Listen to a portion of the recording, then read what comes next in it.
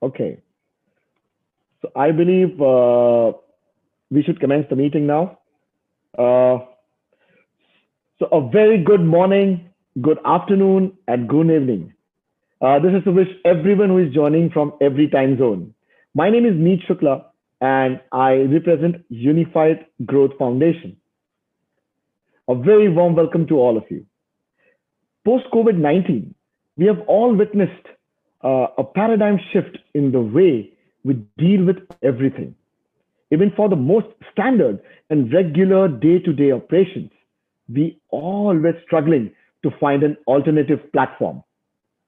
Well, today's forum, we are going to touch base on how education as a system is embracing technology and delivering not just their regular curriculums, but how global engagements and corridors are becoming more and more relevant for knowledge transfer, curriculum exchanges, and creating pathways for a global education ecosystem for our high schools.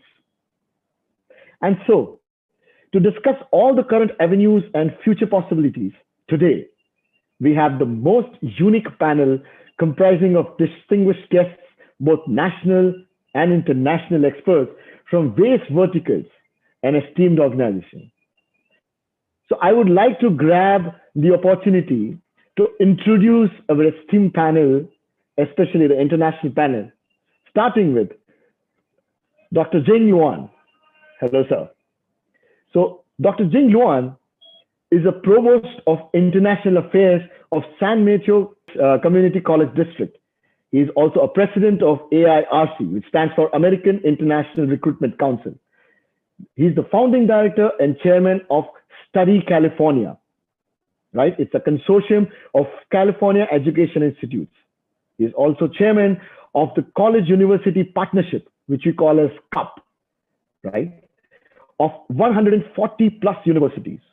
He's a former vice president of community colleges for international education and vice president of Global Becker Foundation. He has been president of many other professional organizations, including the American National Research and Planning Council for Community Colleges, the RP Group, the California Association of Research and Planning, and he's a board member of the San Mateo County Workforce Investment Board. He's a published author and a speaker on topics of higher education management, data mining, big data, planning, and international education. We are very happy to have you, sir. Going forward, we have Dr. Nick Demelo. He is a PhD. Nick teaches fully online general chemistry at Stanford Online High School and Canada College, where he's also a campus DE coordinator. Nick's design for teaching teams won top prize in the statewide Reimagine Online Learning Challenge, launched by California Community Colleges, that is the CCC Chancellor's Office, and Colbright College in 2019.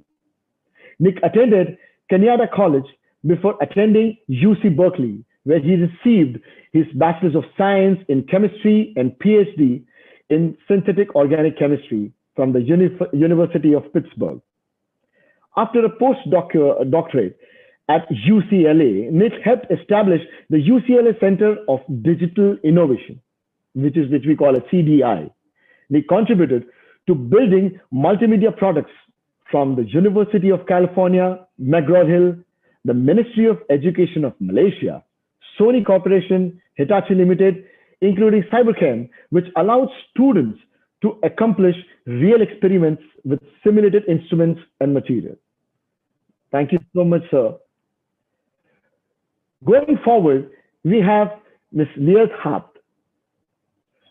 Ms. Leah Hart is a graduate in Social Sciences Studies from UC Berkeley. She earned an advanced degree in law and attained a doctorate in jurisprudence from John F. Kennedy School of Law. Ms. Hart is the Assistant Director of Community College Transfer Center, CCTC, as we know it, at the University of California and Program Manager of National Institute of Health. In her role as an Assistant Director, she oversees various academic enrichment programs and forges relationships across education establishments and representatives. Her strategic guidance, advising, and sustained support has propelled the education journey of many community college students who successfully transferred to University of California, Berkeley. Thank you, ma'am. And finally, we have from the international panel, we have Mr. Ralph Lemke, somebody who is going to represent the industry in the whole. Ralph Lemke currently is a software architect and one of the world's most well-known and admired companies. Prior to that, he has decades of experience in software industry, including positions at Viscorp, Bolin, Oracle, Yahoo, and Microsoft.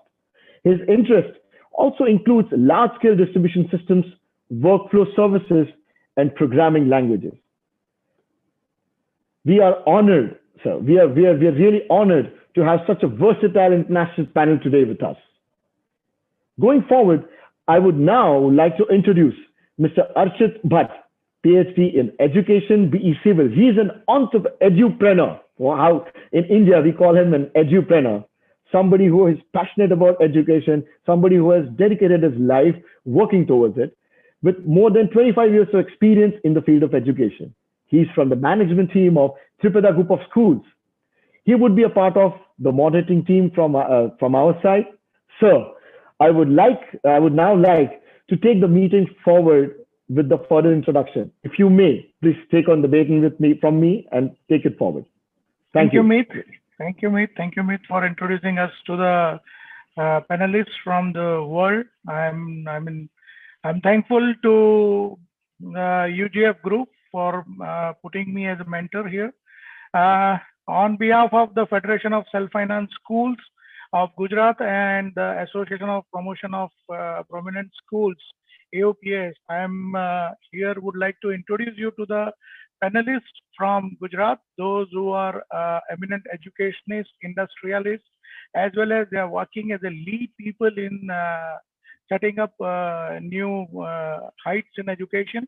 Let me introduce you to the youngest of all, Mr. Vardhan Kabra and Jatin Bhai Bharat from Rajkot, Manan Choksi from Ahmedabad, and Ms. Tejal Man Amin from Baroda. Let me introduce you to Vardhan Kabra ji, who is a material science and metallurgy engineer from IIT Mumbai. After a PG diploma in management from IIM Ahmedabad, he co-founded Fountainhead Preschool with Ankita ji.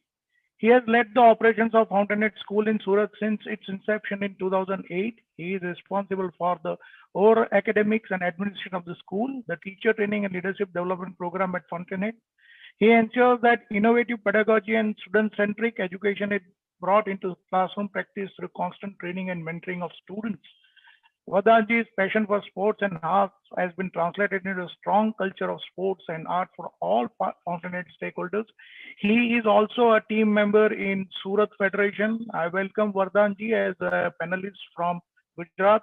Thank you for joining us, Vardhanji. With us is Shri Jatin Bharat, who is a second generation of education. His father is a very good mathematician in Gujarat. Currently Vice President of Federation of Self-Finance Schools, Gujarat. Sri Jatin Bhai is to be credited over connecting over 700 schools in Rajkot district in his tenure. An academician with more than 35 years of teaching experience. He is not just a brilliant scholar, but also a successful entrepreneur. The Bharat School is spread in the Saurashtra region in Rajkot, Junagadh, Tramba and Amreli, where they have an engineering school in Tramba. These are all run under his impressive management and guidance. He strongly feels the need for a modification in school system.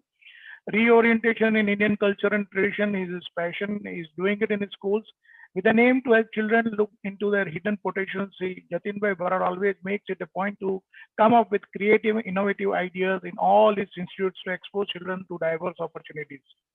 I am welcoming Jatin Bhai also for his great achievements in education. As a panelist, I welcome you, Jatin Bhai. Great joining us. Manan Choksi, the youngest one of the whole panelists, I think, is an executive director at also an alumni of Udgam School. He is executive director since 2003. Manan has been a president of AOPS at present. has brought several modern management techniques in running the school. During his tenure, he has increased parent satisfaction, improved quality of teaching, and reduced teacher turnover. That's a great thing in Gujarat. Reducing the teacher turnover is something a big challenge. An ardent advocate of technology, he has been instrumental in bringing up the level of IT in the school. Being a founder of a software company and an accounting firm, he is an enthusiast entrepreneur with distinct interest in BPO, real estate, and healthcare.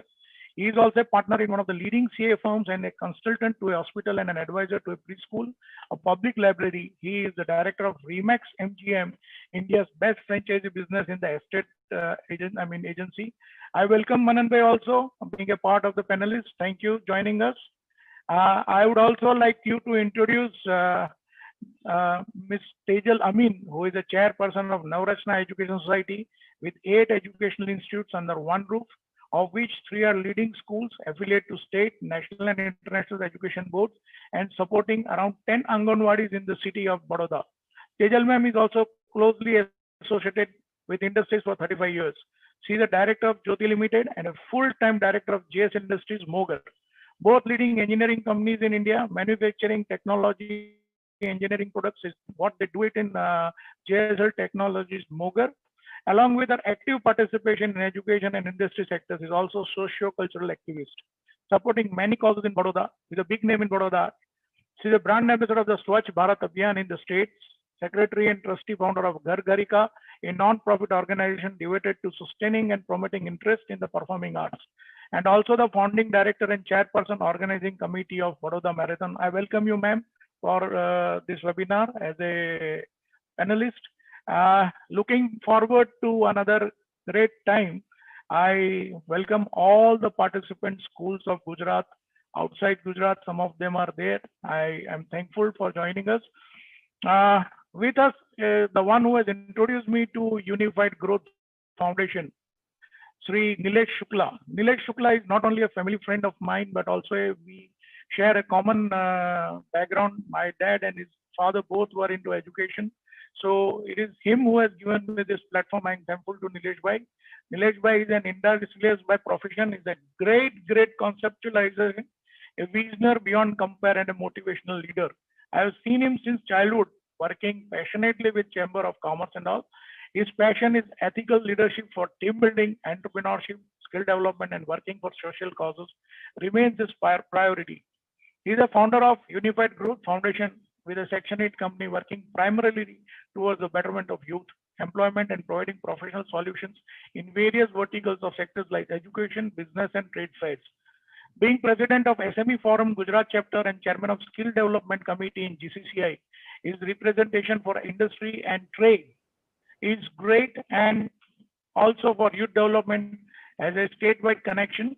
I welcome Nilesh Bhai Shukla also on the behalf of this webinar.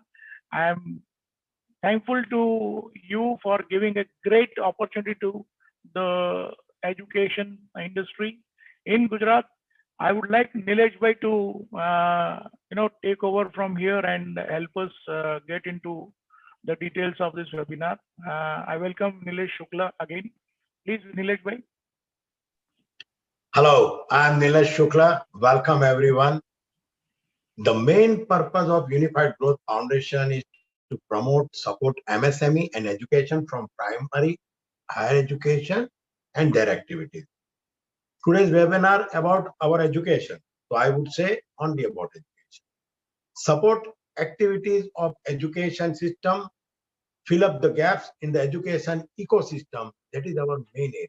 So for example, in primary education, we are working with child development activities, teachers and parents training. Through the Balmurti 40 years old magazine, recently through UGF, we start Balmurti online. And within 2 months, we reach up to the 4.5 lakhs readers on Balmurti.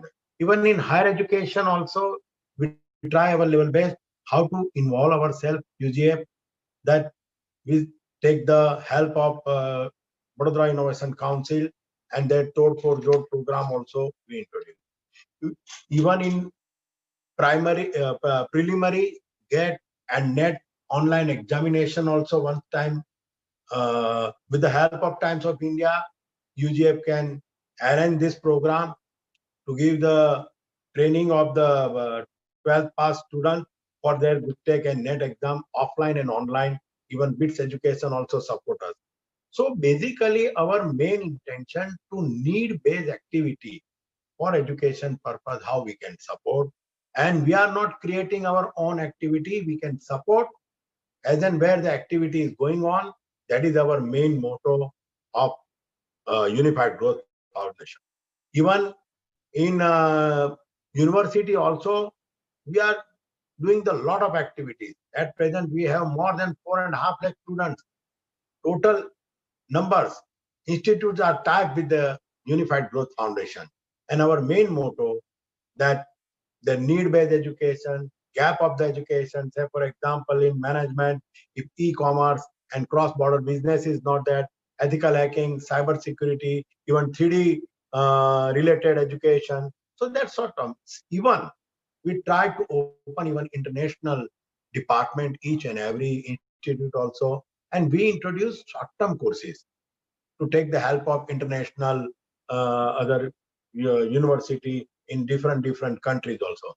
We support from the expert companies and agencies from various sector and arrange seminar, orientation, collaboration with lot of things. The same thing we are planning with St. Mateo, and because of the current scenario, everyone is used to digitization.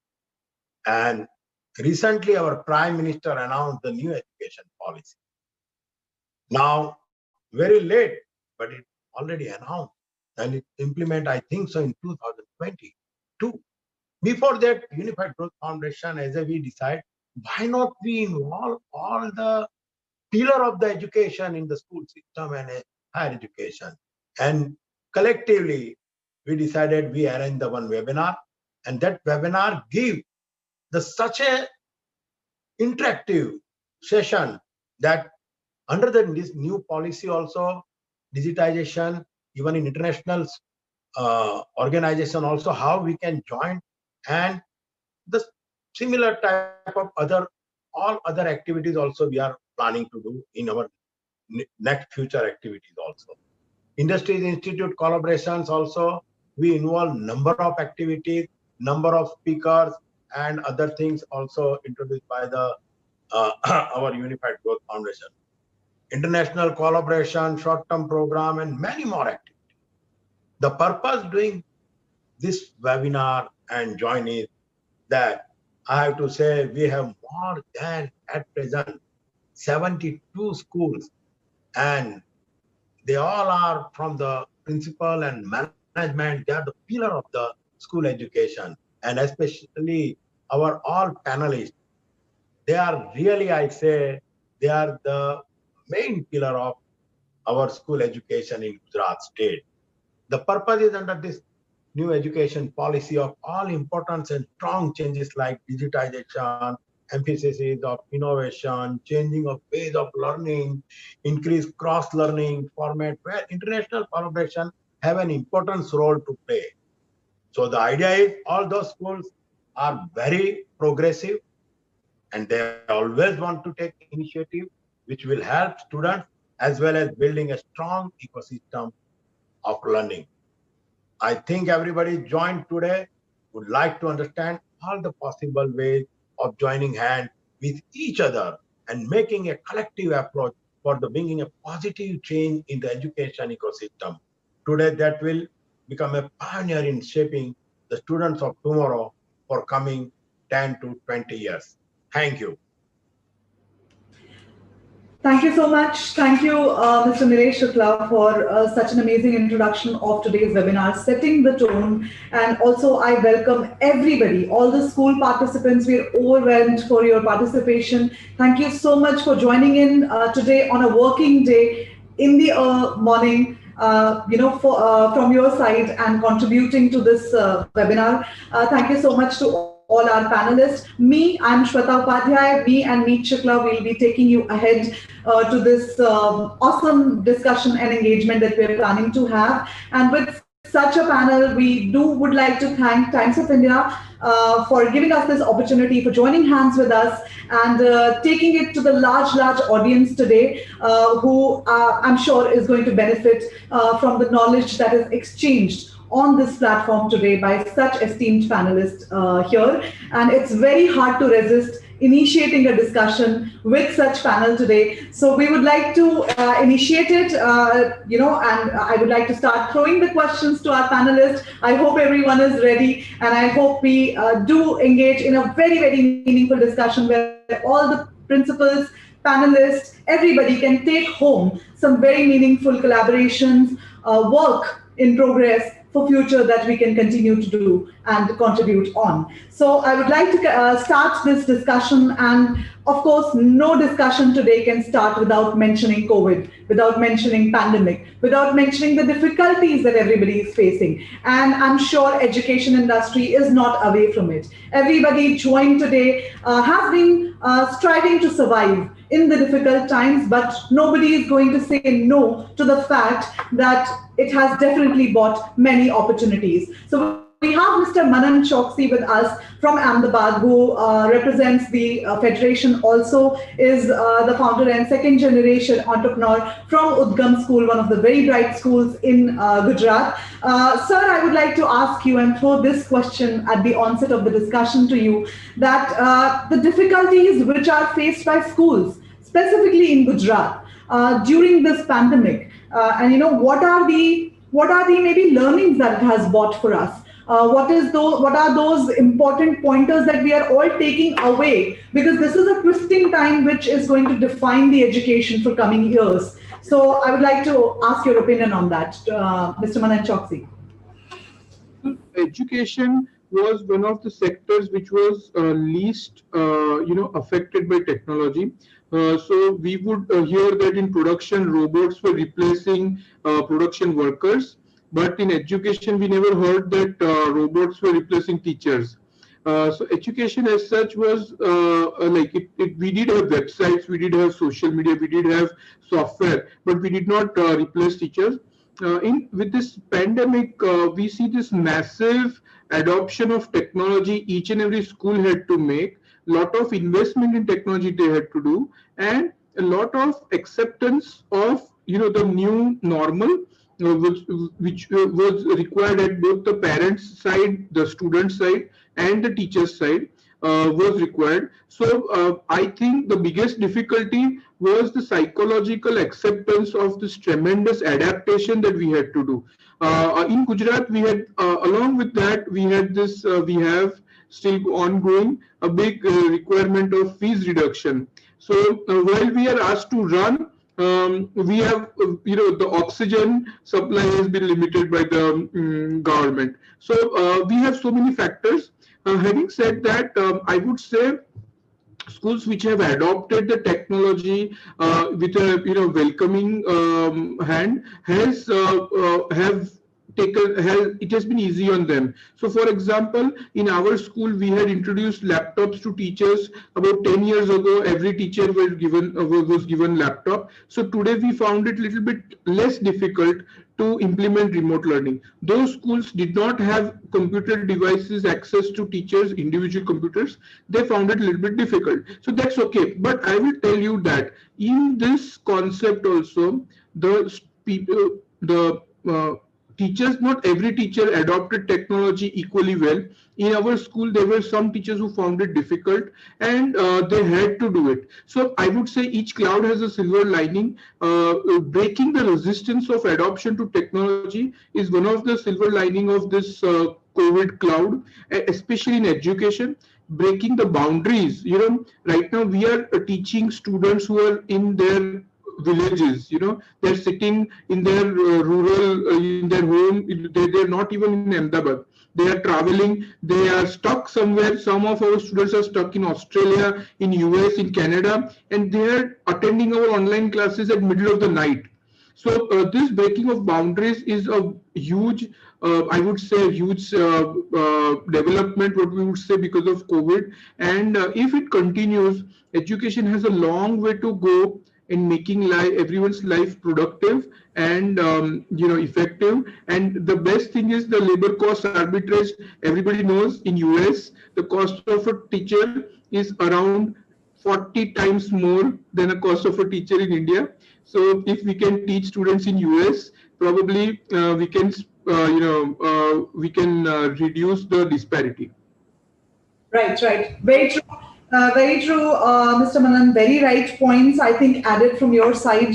Online has become the mandate today, and that is what is, we're trying to discuss here to bring together education system wherein, as you said, maybe from international waters, teachers can also teach students here, and that is what the pandemic has taught us, and in the difficult times it has given us the opportunity to understand the new normal. Very rightly said by you, it is definitely a psychological aspect majorly, which everybody is ready for. On that note, we have Miss Tejal Ami with us, the lady entrepreneur. I like to call her with a lot of love, and she's somebody I look up to personally. So, ma'am, of course, when you are here, we're not going to not have your opinion on the most strong topic today, which is, of course, do you believe that being an educationist yourself, being an entrepreneur in the education system yourself, we've been confined to brick and mortar, and this entire system of having a strong infrastructure, having multiple things in our infrastructure, in our campuses, to even sometimes engage and attract students. Do you think that alternative to that is going to be online education in today's time? And with the new education policy coming in, a lot of points joining in for the online and digitalization of the program, do you think online programs should become mandatory for the learning and for increasing the learning of the students? Madam, over to you. Thank you, Shweta. Greetings to all in India and overseas.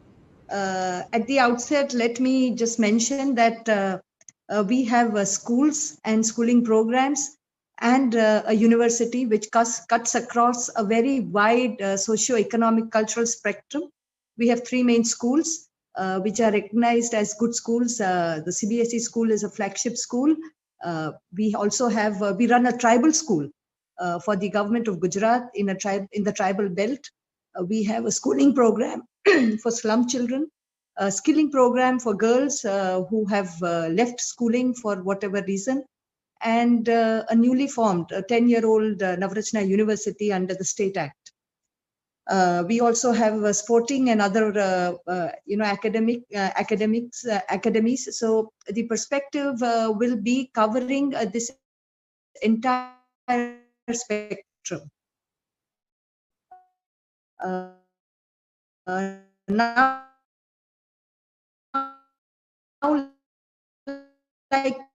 we us to move away from our very deeply entrenched conventional model of education. We have had to embrace and adopt technology in order to continue with the education process of our students, both in the schools and universities. I am very proud to say that Navrajna schools in Baroda, which is considered as one of the important cities for education in Gujarat and also in the country, we were one of the early ones who moved to online and virtual classrooms. Even the university moved to online and virtual classrooms. We have, in spite of the academic pandemic, we have more or less confirmed to our academic calendar, whether it was classes, examinations, the beginning of the new session, and so on. Now we all know that the digital and virtual education, online education, offers many advantages.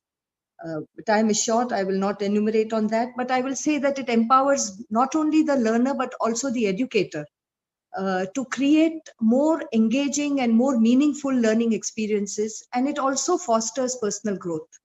This is the technology, digital technology for us in India brings education full circle. We started the ancient Indian system of the Gurukul system, where the teacher individualized education and instruction to his students based on their capacity and competency is now possible through the through digital technology. We need to move away from the large classroom method, which was essentially to train manpower for mass production of the Industrial Revolution. We have left the Industrial Revolution far behind. We have moved into the knowledge age, and this pandemic now has accelerated the movement of the education models to suit today's age. For me, digital education, like we all have discussed, has been a silver lining. The pandemic has been a silver lining because digital education has the inherent potential of scalability. Coupled with an artificial intelligence, it will revolutionize and, more importantly, democratize the education, the entire education system. Location, language, financial resources would not be limiting factors for access to quality education. But at the same time, Shweta, if you have to ask me, while digital education is very relevant and need of the hour, I also believe that there is merit in the contact, in the physical contact, education through physical contact. This is because what a teacher passes on to a student is not just instruction and content, but passes on an ethos, passes on character building attitudes, and so on and so forth. Also, there are some nature of courses which require contact hours, which require, and research, which requires lab work, field work, and so on. So what do I foresee? I foresee a hybrid of blended learning. The proportion of online and contact hours will vary depending on the ethos and philosophy of the institution, the nature and content of the course, the cost, and so on and so forth. Now let us look at the situation in India. We are a population of 1.26 billion people. 120 million, which is half of the school-going student population in our country, school-going.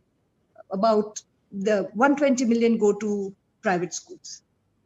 There are 45,000 private schools in our country. And this is the important part. 40% of this 120 million come from the middle class. The middle class is the aspirational class in our country. And they have now aspirations of a global quality education, which was not there earlier. Now, why is this so? We have more than 51,000 higher education institutions in our country. And the largest higher education ecosystem in the world, one of the largest, second only to China, in terms of numbers and in terms of enrollment. Yet we lag behind China in terms of infrastructure, quality, teaching, research investment, and so on. And this is why we have more than 750,000 students from India who study abroad, spending more than $15 billion a year. Gujarat is sends out the second highest number of students to universities overseas after Punjab. And majority of our students go to the US and Canada, Australia, and then the other countries. Germany also now. Now, NEP, the National Education Policy, which was announced a few months ago, addresses this issue of bringing quality into Indian education. And the overlying stress on using technology for doing so is what gives all of us hope.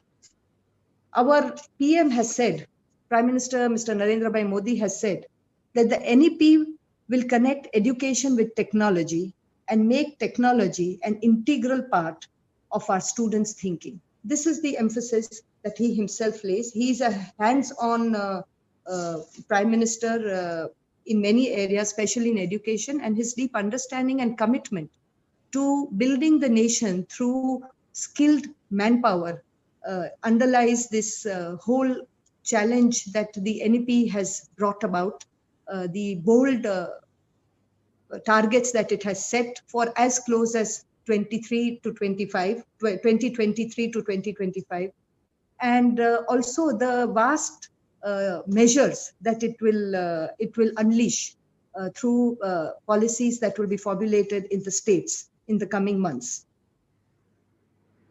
The potential of higher education in India for universities to come in. In fact, the NEP also has listed out universities, top universities of the world who can come and set up campuses over here. Until now, they had to partner with local institutions, and there are many such partnerships in the form of twinning programs, academic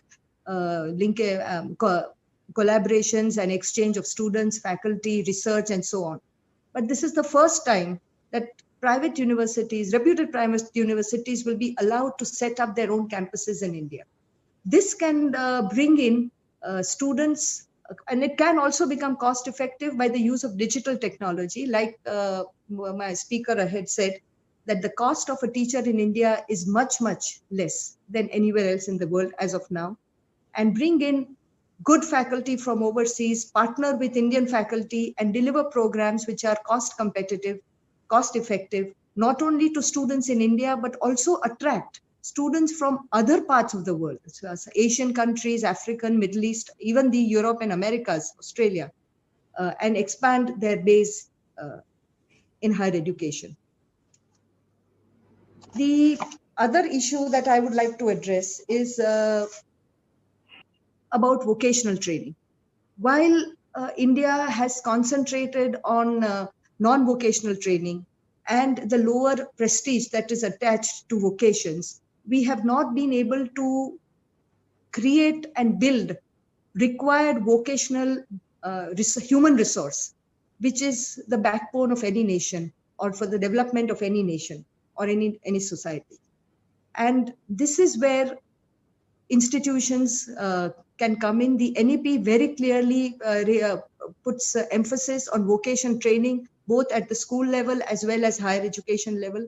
And this is another area where there are internship and vocational models available, which can be brought to India through technology as well as through online teaching.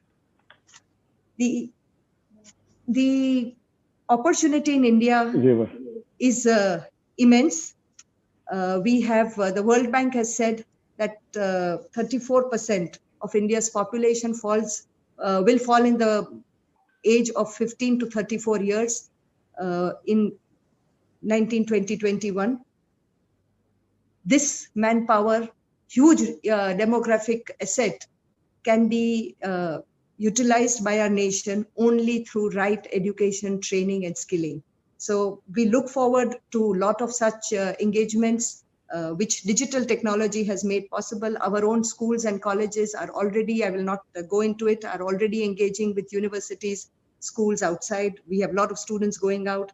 And I want to make a special mention of UGF, which started even before the policy was announced, of creating platforms for engagement of Indian colleges, small institutions, as well as large universities, to partner with their counterparts overseas and close this gap that we have in India between our curricula and the market requirements, to bring in quality education, the latest research, the latest technology into our education, and make our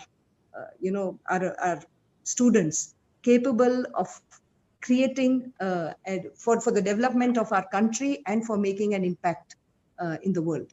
Thank you. Thank you so much, ma'am. Thank you so much for your in-depth insights on the entire topic, your sharing from your vast experience and the day-to-day, the way how India is actually, I mean, not just India, in fact, the entire world, as we see, has been put on a very different platform altogether, especially when it comes to education. And suddenly we have been asked to go and do the same thing exactly the same way we used to do before, but on a completely different new platform. So I do understand that we have been facing a lot of challenges, and we are consistently trying to overcome that, especially when we talk about education in general. You know, we have shown some really remarkable growth, or rather, the acceptance of technology. The way we say we have education has embraced this. So with that, I would like to come up with the next question to Dr. Jing Luan. Dr. Jing, I mean, as Tejal ma'am has tried to summarize and try to give an overall insight on how India has dealt with the entire situation when it was thrown on them suddenly, a lot of teachers unprepared, lot of, it was a completely different infrastructure, but we managed to do that. But on the same side, there is always a learning that we can take forward. So my question to you is that how has San Mateo and other US universities have been working, during these last few months to help the students, especially, Dr. Jing? Well, thank you. Good morning from California. Jing Luan, Provost, San Mateo Colleges of Silicon Valley. Good morning to the distinguished panelists, guests, and I believe high school principals and teachers from over 70 or 80 schools are very impressive indeed. So Mr. Meet Shukla asked a very timely question and a question of consequence. Let me first address it from the position of president of American International Recruitment Council. I can say that, most of the universities and colleges in the US are online, and most of them have tried really their best to take care of the international students that are on their campuses. And I think going forward into spring 2021, the majority of American colleges and universities will remain online. In the past few months, though, if I can use my own colleges, San Mateo Colleges of Silicon Valley as an example, we have been able to have 75% or more of our international students stay with us.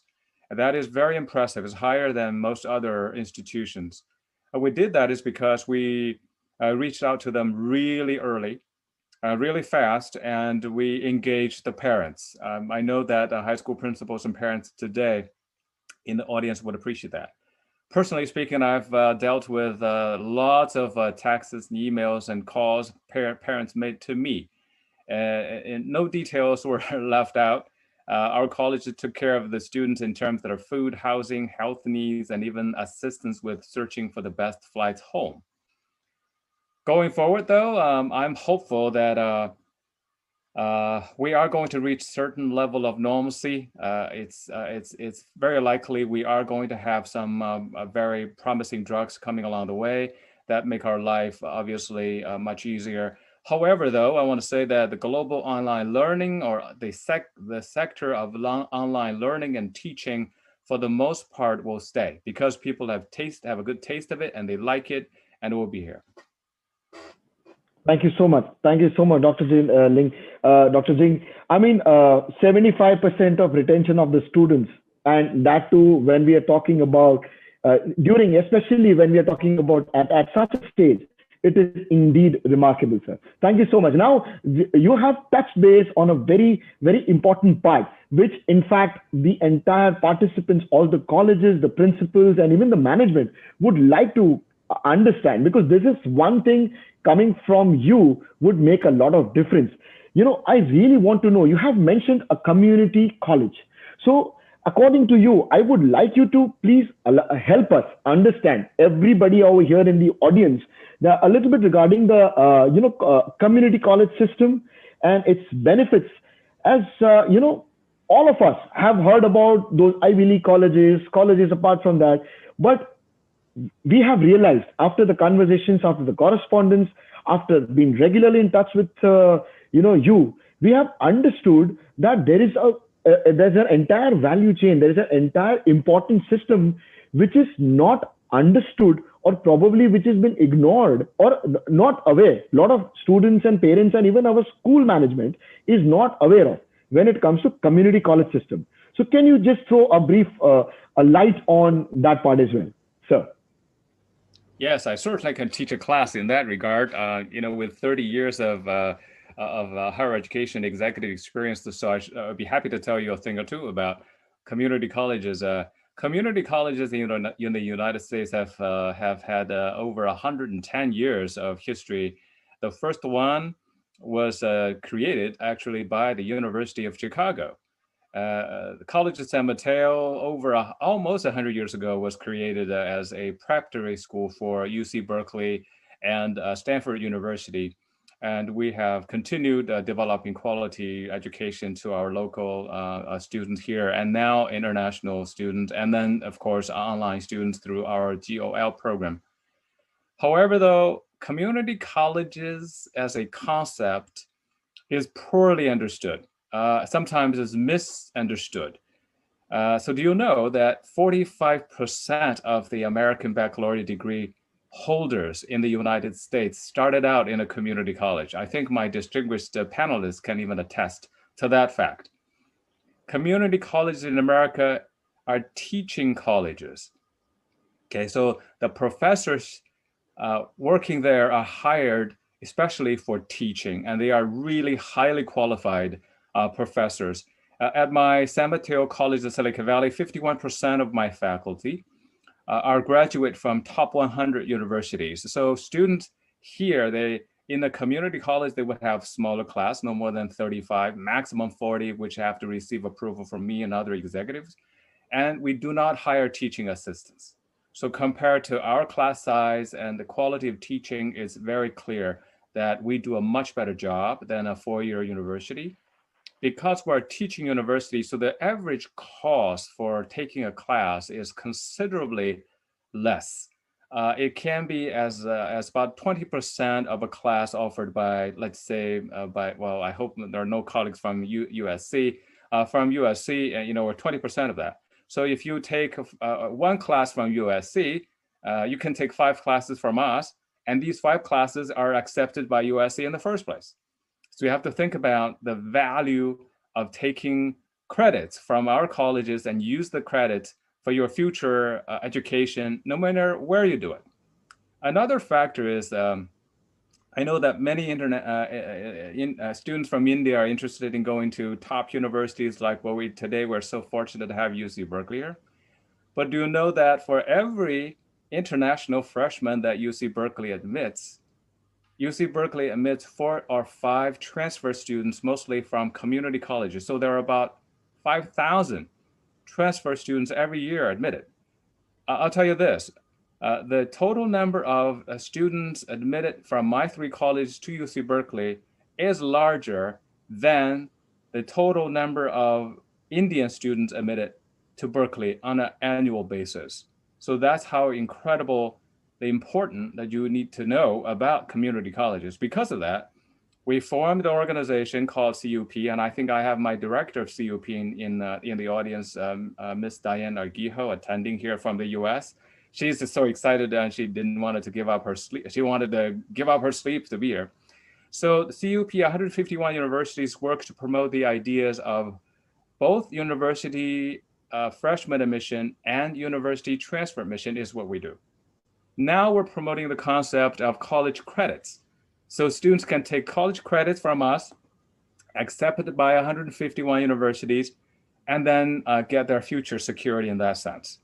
So we are quite excited to continue working with 151 universities to promote our online credit courses called Global Online Learning to students everywhere, including those in India. So thank you. Awesome. Awesome. I think that does clarifies a lot of cloud that has surrounded the community college system and the understanding of it specifically from our educationists, because I believe Unified Growth Foundation here is, along with SMCSV, all the panelists here, is trying to directly reach out to the educationists and understand, and so that they can guide the students, they can guide the counselors, they can guide the coming generation. And on that note, I think what I would like to understand, I would just like to add one thing before you continue to Dr. Jing, is that after learning from you that the statistics and the kind of professors who are actually coming to the college to teach, colleges, professors from all the renowned positions. And I also feel that if I'm eligible to enroll, because this is the kind of excitement which I could feel from the way we explained, because this is something which is amiss, this is something really important that you have mentioned out here, which our audience is also something really grateful to know. Thank you so much, sir. Sure. Please continue. Yes, Dr. Jain. Add very quickly to what Meet just said. As a matter of fact, a lot of graduate students, when they are trying to get their graduate requirements fulfilled, they are looking for courses to fulfill that requirements. Those courses are provided by my 3 colleges. So we are really providing courses to all age groups, no matter which level of education is. So Meet, if you're interested in coming to my colleges, contact my office. We'll help you with the paperwork. Thank you, sir. Thank you very much, sir. Awesome, Dr. Jain. So, of course, we are in total also trying to understand the national education policy, which has got very important points to all our educationists. And one of the points, of course, is international collaborations, as very rightly explained by Teacher Lameen Madam here. And I would like to bring up Mr. Jatin Bharad. I think we have Mr. Priyank with us today, his son. Mr. Jatin was not able to join in because of some last minute domestic emergency. And sir, that brings us to the fact that, okay, digitalization is there. There are many online programs which can bring the world together. Now that we can just sit down at our homes and continue to study, not just from Indian education system, but from across the international waters. In your opinion, what international pathways, collaborations that would be brought in by national education policy in the coming time, and that we're trying to do here, will open up what kind of opportunities for the schools, and how exactly is it going to help shape up the students for tomorrow, and now what kind of benefits would students and our schools would take away from such collaborations? Mr. Priyank Bharad. Namaste. My father couldn't be in this wonderful meeting because he has to be in one of my family members' emergency. So let me introduce first my father, because he was the panelist. Mr. Jatin Bharad, he is a vice president of Self-Finance School Association of Gujarat. He is leading the Saurashtra region, one of the biggest region with the huge coastline. So he has been a part of Self-Finance School Association for a long time. He was first the president of Rajkot region, and now he is for the Gujarat. Now about me, I am a computer science graduate from United States, graduated in 2014 with a very strong foundation in education field. My grandfather has been in this field for 57 years, and my father has been in education field for 37 years. So I had that gist of going into education field. So I came back from United States, and now I'm taking care of one of the good CBSE schools in Rajkot. So some of the things which as soon as I reached United States, the first thing I was offered was part-time lectureship in physics. So I was very happy that, okay, physics was my most loved subject, and I'll be teaching college-going kids about physics. So first day there was no expectations. I just moved into the class, introduced myself, and everything was going fine. And then I was introduced to the equipments, the lab setup, and I was so impressed because I was in one of the very good schools of Rajkot till 12th standard. Then I was in one of the best universities of Gujarat, Dhirubhai Ambani Institute. But I hadn't seen so much of practical knowledge incorporated into kids at so young age. I had kids at around 15 or 16 age who were studying physics. They were given teachings about optics. They were given teachings about electricity, magnetism. So I was so impressed, and I was so I wanted to bring that to India, and that was the sole reason I came back to India, to make a bridge between international education and my school. We had a very good base over here. So my father was like, don't leave US, you will have very good opportunities over there. But I was like, no, I have a lot of exposure over here. I have learned very good things. And I want to bring that to India so that people, and I used to go to my school because we had schools for almost 25 years. So I went to school each and every day. And I used to see students from my school that, okay, what they are doing, what they are not doing.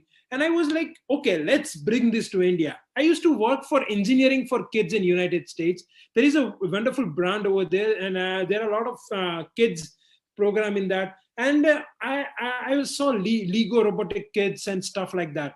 So I brought them to my school, and it was a huge success over here. So I think that this international collaboration with Indian schools and community college would be accepted by Indian schools with open arms, because we need technology. And now during this pandemic situation, I feel that technology factor which was missing in Indian schools has been brought back. So I feel that this would be really helpful to Indian education system. That is what I want to say. Thank you. Mr. Priyank, of course, your personal experience in that, of course, backs up what you're trying to do here. And, young minds like yours, young generation like you, we really need that kind of a thought process to take the education ecosystem ahead. And we do have another very young but very brilliant mind with us, Mr. Vardhan Kabra. Welcome you, sir. And, you're heading a very strong school in Surat, the Fountain Group. And he himself is a very learned professional, and I am alumni himself, sir. Coming to the international collaboration, we're continuing to discuss the same. I think the new education policy also does impacts and does precisely points out on the fact that learners should be given a lot of autonomy and choices to choose from the subjects, to be able to choose from his subject that he wants to study, the area of his interest and passion, combining all of it together. I think one of the very old running system, which is credit transfer system, which was a little amiss here in India, would be also brought up education policy. So, but that has been followed a long time in the international education system, and it definitely gives a lot of autonomy to the learner to choose subjects, to understand, and to transfer from where he's learned to where he wants to learn, if there is that system of choice that is given to you. So, sir, my next question is to Mr. Vardhan Kabra on, what is your thought and opinion on how credit transfer system would empower students under our new education policy, also our schools, to build up a very versatile kind of education ecosystem for the schools, mind their passions and their interest of study together, and being able to let them, and independence of transferring from one place to another without missing out on the quality of the education. Mr. Vardhan. Yeah. Am I audible? Yes, absolutely. Yeah, thank you, Shweta. So I think it's a very relevant question that you're asking, and I'll give you a little background to help answer this question. So Fountainhead runs the IB programs, International Baccalaureate programs. So we run the PYP, MYP, and DP. We've also been running Cambridge International Examinations. As the school, those who are associated with IB schools would already be familiar that IB students get credit transfers for some courses that they do if they go to colleges in US and Canada, and that is very useful for them. So now that makes it very relevant for them to do those courses in their high school, and then get those credits. So they get a semester or even maybe 2 semesters off, depending on the kind of courses that they and the kind of achievement that they have in the IB. Similarly, recently we've been accredited by the MSSS, Middle States Association, for the American High School Diploma. Now, those of you are again familiar with the high school diploma would know that it works on a credit system, and we've realized that it's a very powerful system for high school students. It can be used to give a lot more flexibility to students, and it's not restricting them into streams which India typically has had in arts or commerce or science streams, and they can do a variety of these. They can go across subject areas. The great thing, in fact, I would say about the national education policy is that it is advocating very strongly a liberal education whereby students are not jacketed into narrow streams of art, commerce, and science, and they can go across subject areas. So they can do maybe a physics and an economics and maybe fine arts or film. So now that's a great I think academic reform that has been brought into the NEP, and hopefully we will see evidence of that in the state boards and the CBSE when they come up with the revisions. Now, as you rightly said, a credit transfer system will make it very powerful, because that will allow students, even if they're shifting schools, even if they're shifting boards of education, they will be able to carry over those credits from one school to another. And if it is a more widely accepted system, carry those credits over to colleges, whether in India or abroad. So, and as Ms. Tejal Amin said earlier, the NEP also talks about vocational courses and internships. Now, these could also be given credits within this new system, and that would really help students build a profile which builds them for success in life, rather than just getting a mark or a grade in a specific exam. And they can choose specializations. Those who are interested in maybe computers or programming can do more of those courses. Those who are interested in arts or other subjects can do more of that. So a formal credit across boards in India would be a boon for students and for schools, whether students remain in India or they go abroad to study. Thank you so much, sir. Thank you so much for enlightening us. And two things which I could notice from your talk about is one of the major things that you talked about is about the credit system.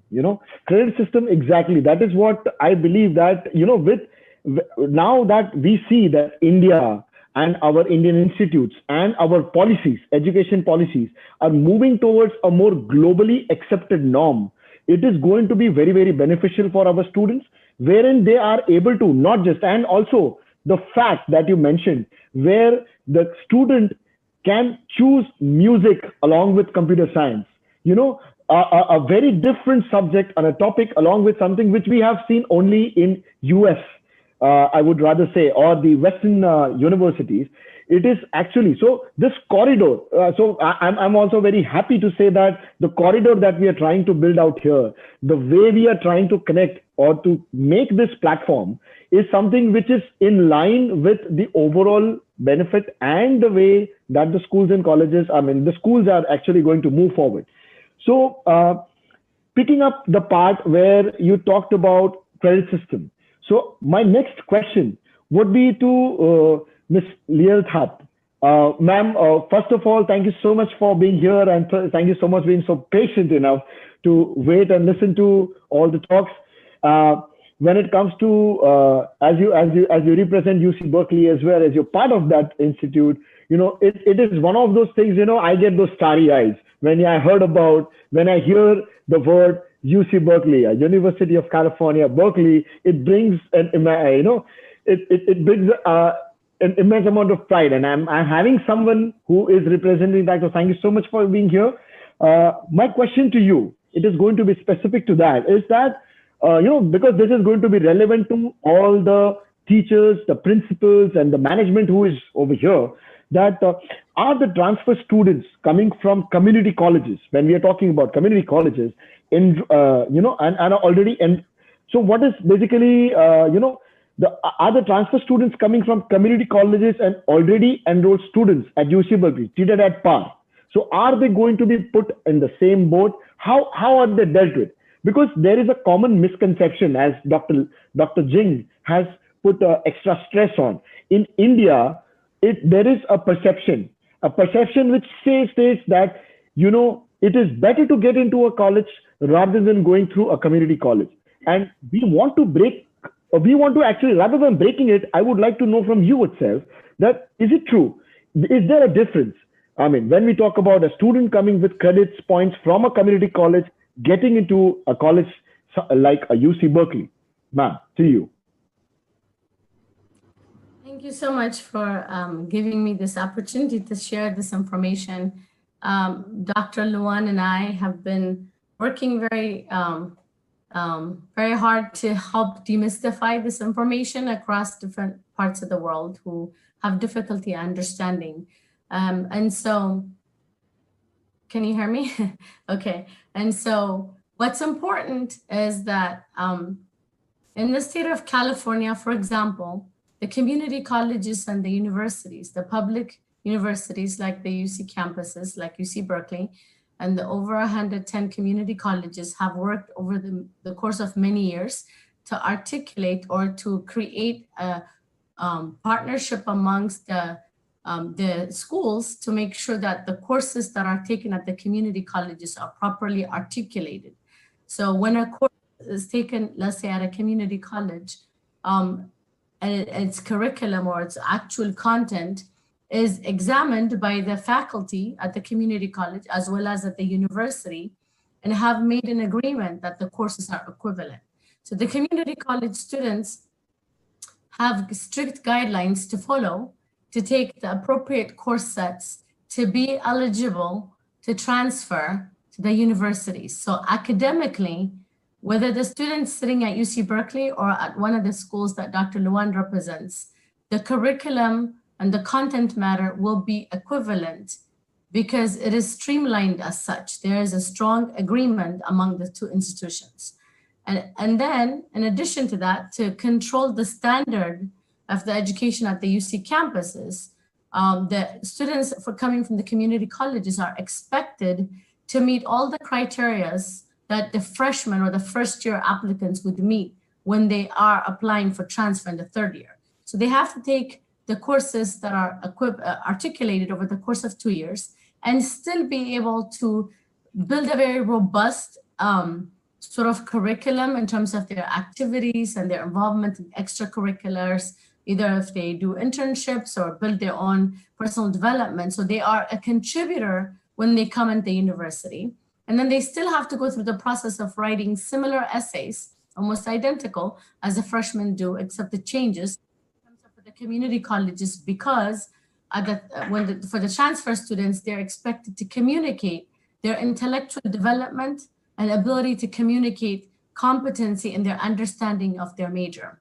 So in India, you have a different system like similar to England, and I'm glad things are changing a little bit. But in the United States, the first 2 years are called lower division courses. So they're introductory courses in various different disciplines. And there's also courses that are relevant for the major that the students will study in the US, which will begin in their third year when they transfer. So the first 2 years, everyone in the university and community college explores by getting exposure to different subjects. And then they also prepare by taking some classes that get them familiar academically with the courses that they need to come to fulfill before they transfer for their major. And additionally, they're expected to expose themselves to the major that they want to study by doing internship, reading, interviewing people, doing different activities. So all these things are controlled. So when you apply to transfer, a student is being admitted because they've met all the criteria to be ready to take on complex subjects as a junior transfer. So the students that come in as a freshman, the students coming as a junior, eventually meet together as a junior to study that specific major when they have been admitted.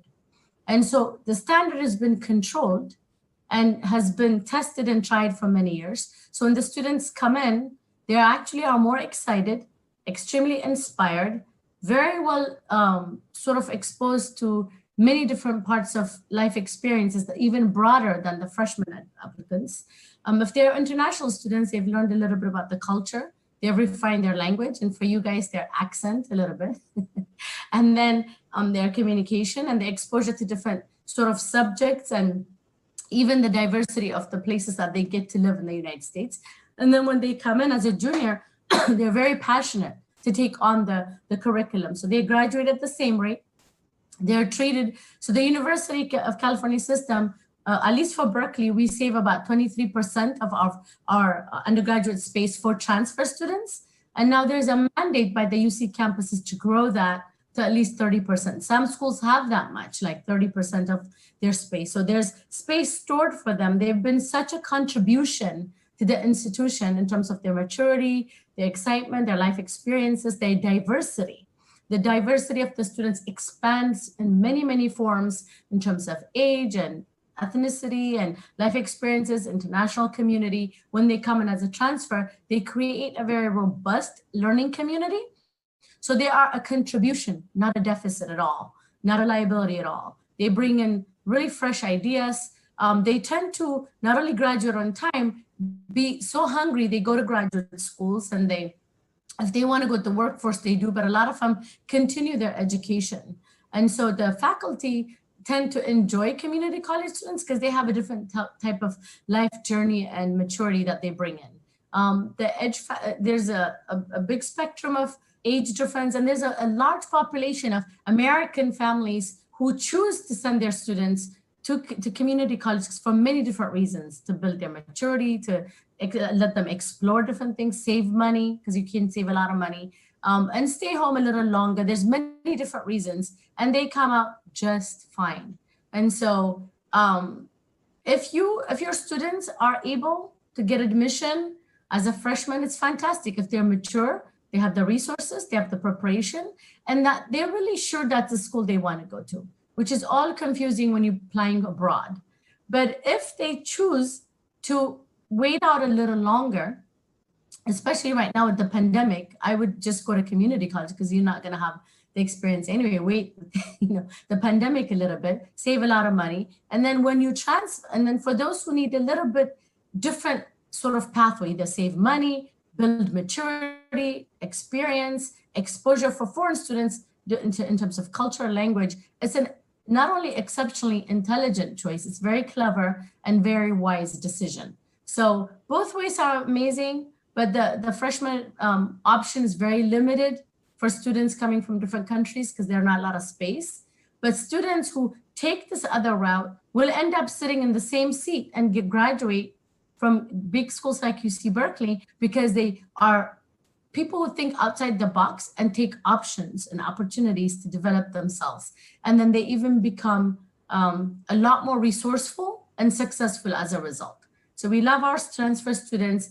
We don't bring them in if we don't believe they're gonna uphold our standard, because it would be a terrible thing to do that to everyone, to the students that came in as a freshman, to those that are gonna come in if they're in a deficit, because they're not gonna succeed. In fact, we expect the transfer students to achieve at a higher level so they can meet that sort of robust, very rigorous learning environment. Thank you so much for the elaboration, ma'am. Thank you so much. So a takeaway that I would like to understand from your entire this thing, one of the things that I would like to say is that I would put it in this way that, when we talk about especially Indian students, in general, they are pretty entrepreneurial. They always would want to save their money first and get the same kind of exposure, same kind of benefits the way, they can achieve. So I believe, as per your, as you mentioned, it is very safe and very straightforward for any Indian student to go ahead and live their passion by enrolling themselves with a community college, and rather, as you rightly say, that they would be more polished by the time they end up to UC Berkeley after 2 years, because in those 2 years of the transition, they would be learning culture, they would be learning everything along with whatever that they are expected to. And by the time they are reaching a college or a league college like yours, they are pretty much at par with the students. Also, as you mentioned, that 23 to 30% is what is a quota, or rather the kind of students, the transfer students that have been taken, which is a very big opportunity. So I would like to, another which I would like to push to all our participants out here is that please do understand that the discussion out here that we are trying to have is talking about the opportunities that are lying with us right now, with this platform. This is something which very few are understanding and which few are noticing. So this session can actually add value to that. There is one more thing. Can I add one thing? Yes, ma'am. Sorry please. about that. I want to say, yes, it would be a very big concern if the students were treated differently and they didn't have the access to obtain the same degree. They get the same UC Berkeley degree.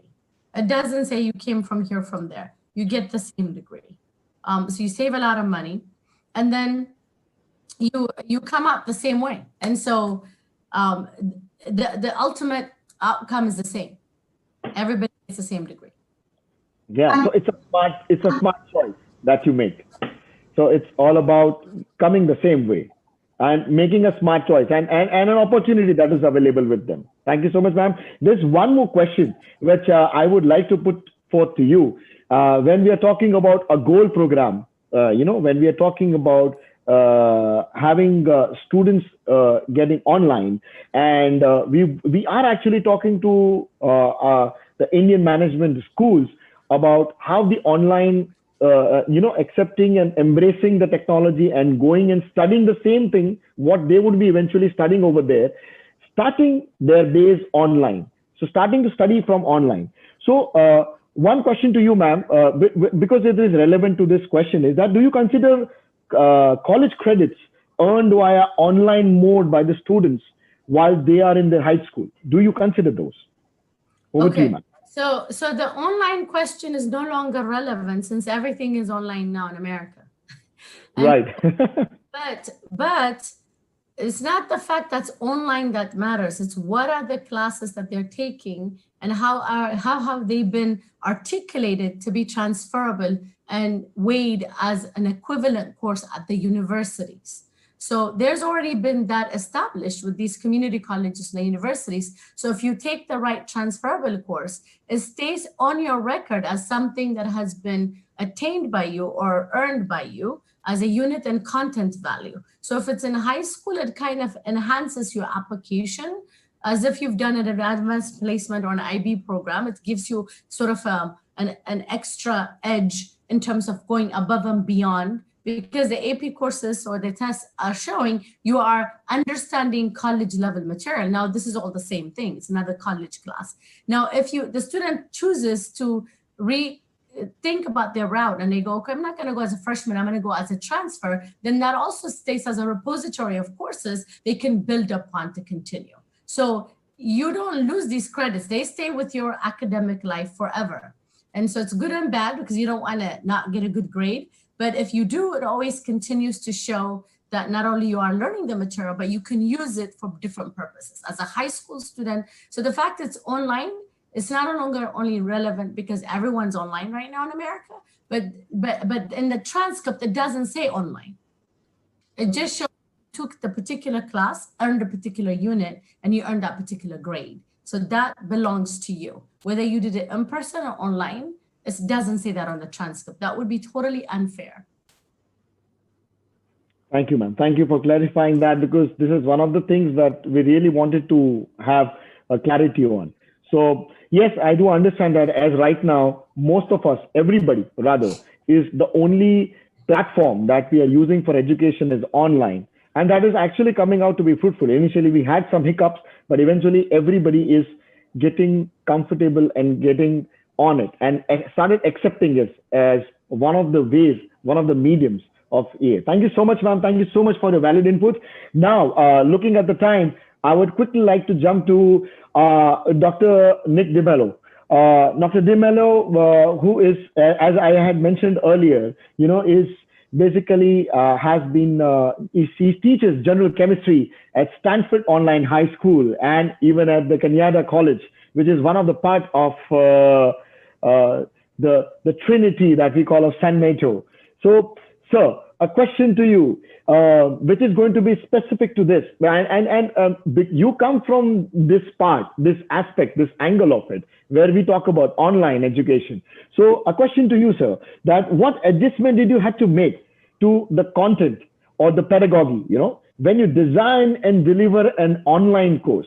Because this is very important for our Indian colleges as well, because they were immediately pushed onto a completely different platform suddenly, out of the blue because of COVID. So it is very important to have your experience, knowledge, and your know-how on how you actually went ahead with that.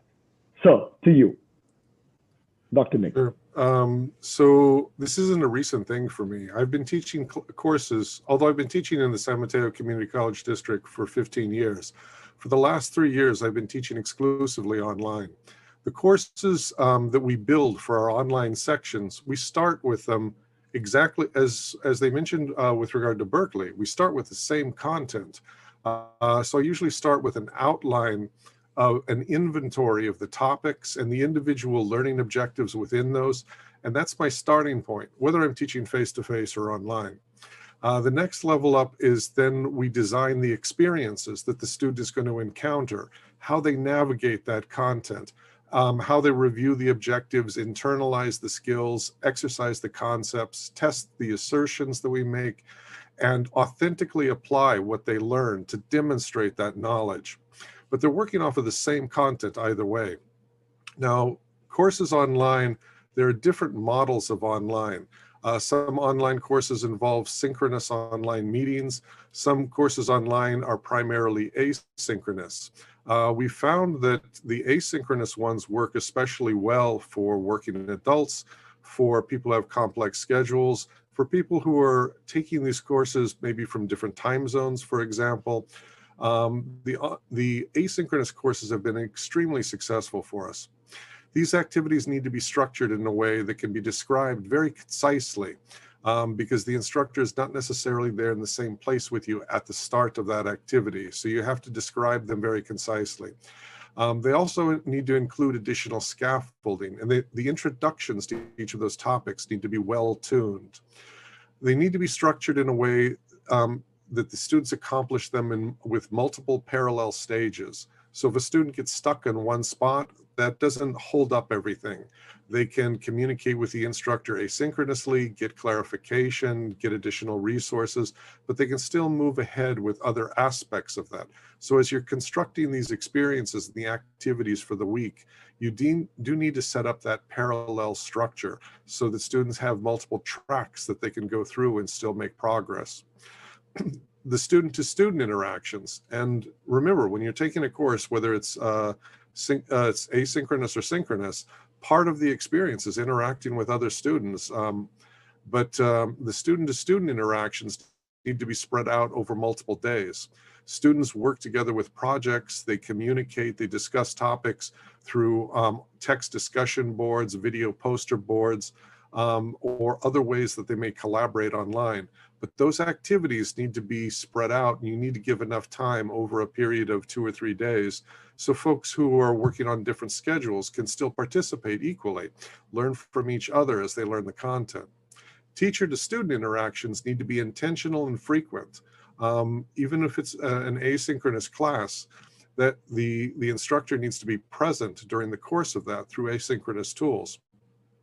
They need to have that personal element, because as one of your speakers mentioned earlier, that personal element, that connection, is very important to building character, to understanding the quality of the discipline that you're sharing with folks. Video chapter introductions, as you start a new chapter, putting together a quick video that helps the students understand, offers relatable stories, puts it in a way that makes it personal to the student. Video introductions are a good way to accomplish that. Also, announcements, periodic announcements as you open new sections, saying these are the assignments for this week, these are the things we need you to accomplish. Personal feedback on homework and tests are key to keeping student engaged. And you can share that content with handwritten notes on assignments. You can do it through our various grading systems. And again, personal video notes attached to assignments or assessments are a good way of keeping of accomplishing that. Thank you so much, sir.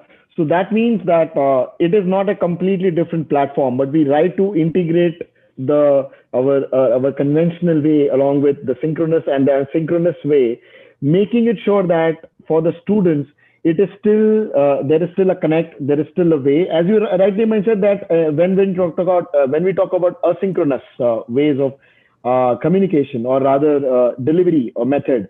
So we are talking is that we are talking about self-paced courses as well, wherein it is not exactly time bound.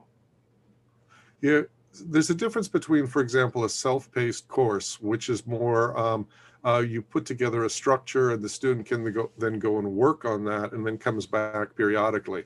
That's different than an asynchronous course where students are engaged. They're just engaged with time-shifted elements so that they're interacting with the faculty, but it's they have the option of doing this on their own schedule, on their own time, but still keeping in track, interacting with faculty, interacting with students, and getting the full rich experience of that college course. Okay. So then my very next question to you, sir, is that how do you motivate learners, especially for an online class? Because when we talk about a complete paradigm shift, when we are talking about allowing them to have their own space and time to connect, how do we keep them motivated? Because students, as we say, when we talk about young students, we were young in that time. It was very difficult for us to hold and focus. So your opinion would really help us, because we really struggle over here to keep them motivated and keep them at one place. So. Yeah, I mean, the first thing to realize is teaching is teaching. You're engaging with someone and helping them build confidence. And a lot of the tricks and a lot of the tools you have in a lecture hall, you can accomplish online. You just have to express them through different modes. But when I want to keep students engaged, I usually start with something surprising. I offer them an observation that's counterintuitive,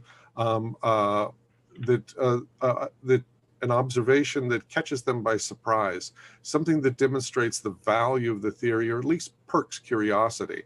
And I can do that by inserting video elements, by carefully crafted text at the start of things.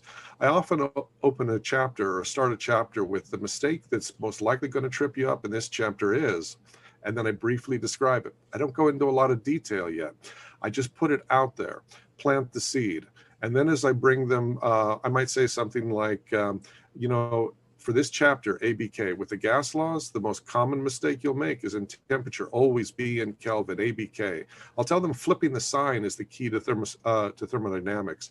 If you flip one sign, it'll be like a house of cards. I tell them when they're thinking about significant figures, addition is actually harder than multiplication. And I plant that seed at the start of the process. And then as I proceed through the content, about a third of the way through the content, I give them context. I give them the opportunity to make mistakes, because that's how we learn.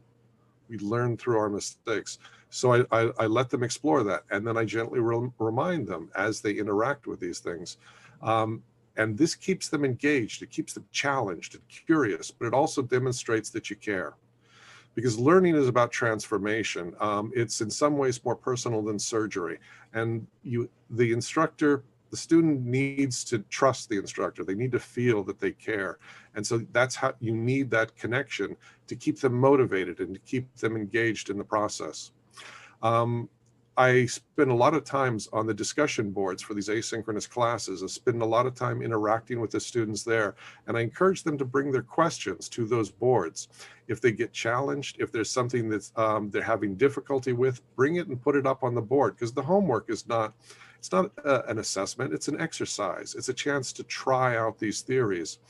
And instead of that homework being something that discourages them, it becomes a gathering point where folks from in different time zones on their own schedules can join in that discussion and explore these complex topics.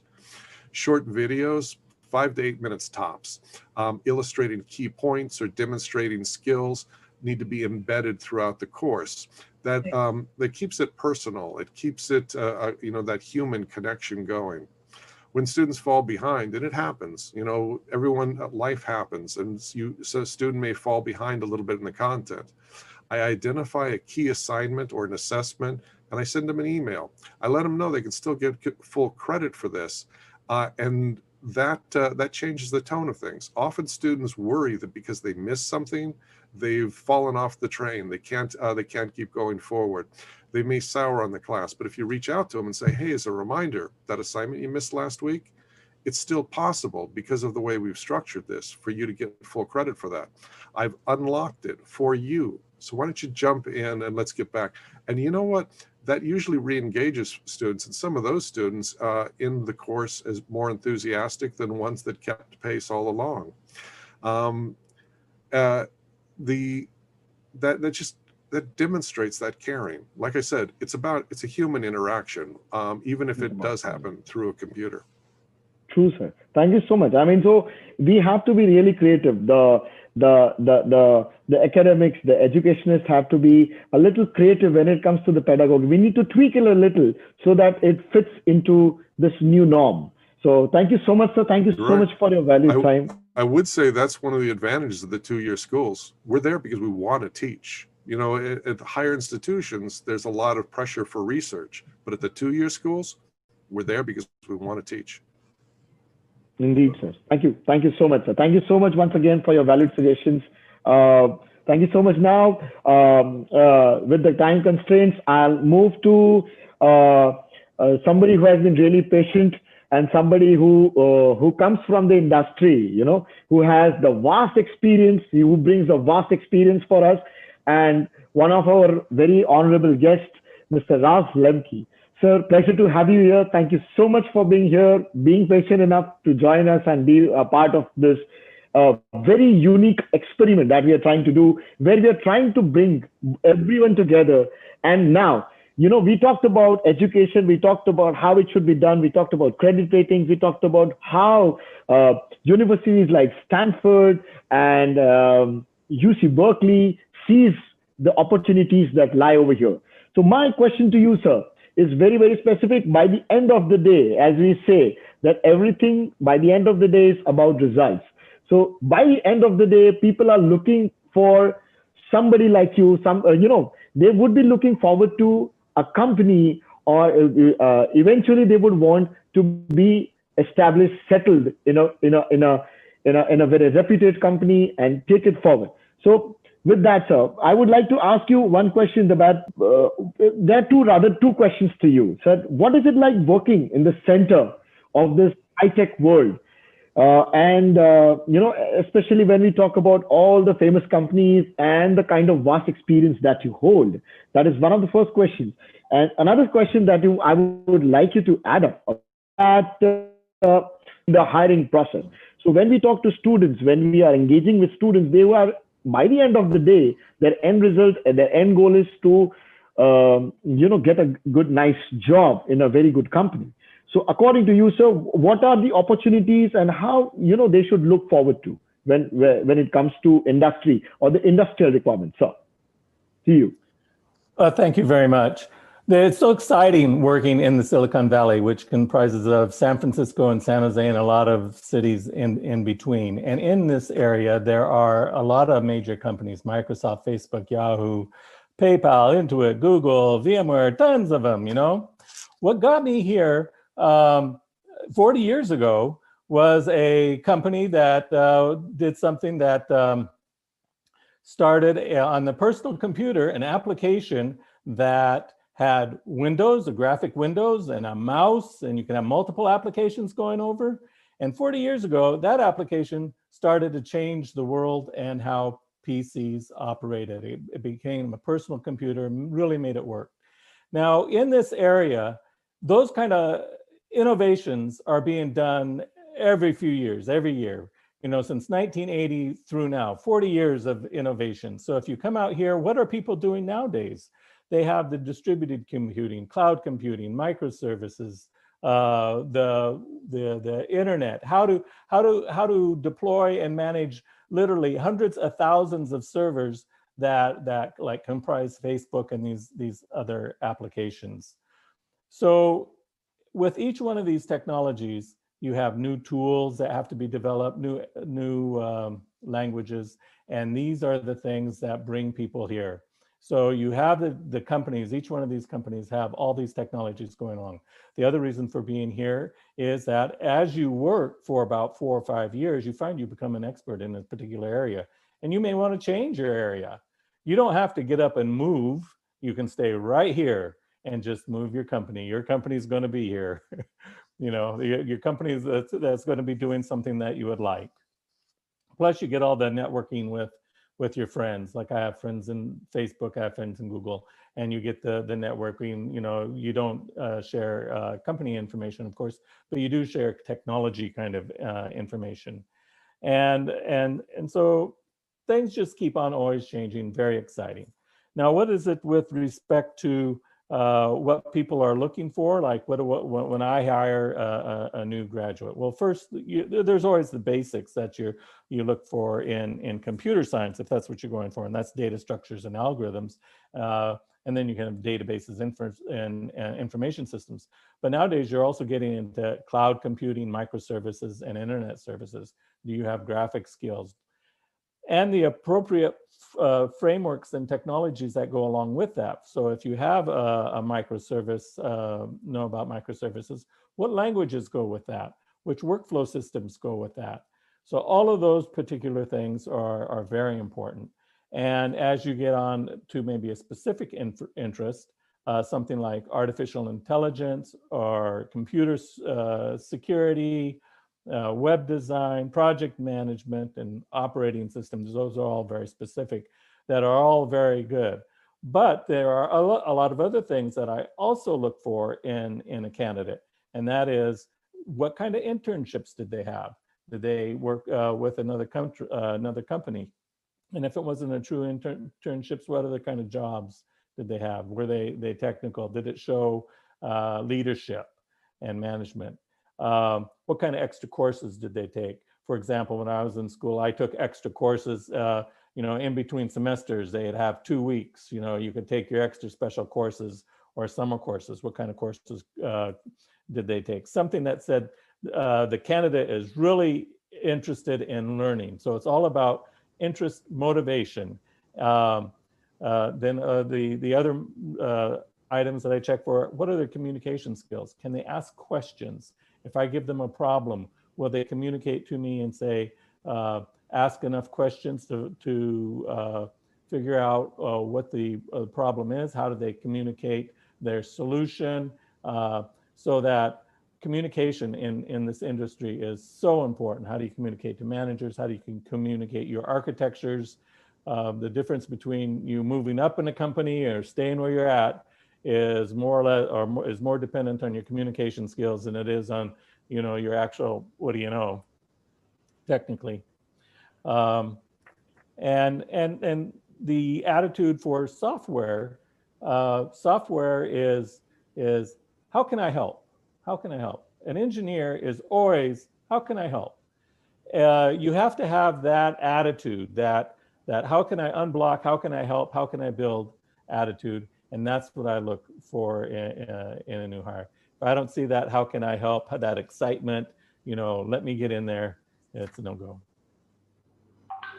Thank you so much, sir. Thank you so much. Thank you so much for insights and exactly what somebody from such a renowned company or somebody who is actually looking at the entire process, what they look into. So yes, and I'm so happy to know that, our community colleges, where we are actually trying to build this corridor, allows our students to have all the kind of interactions that are required, not just learning the part, but along with that, taking communication, as you rightly mentioned, is one of the key elements when it comes to engaging and when it comes to taking it forward.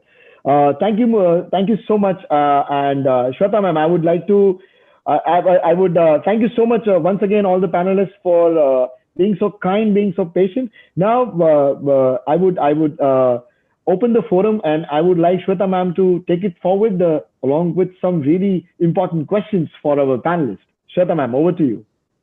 Absolutely. We have a lot of educationists representing more than 70 schools here who've been waiting really, really patiently. And I think more than patiently, they've been listening interestingly, because it has been such an interesting discussion touching versatile topics.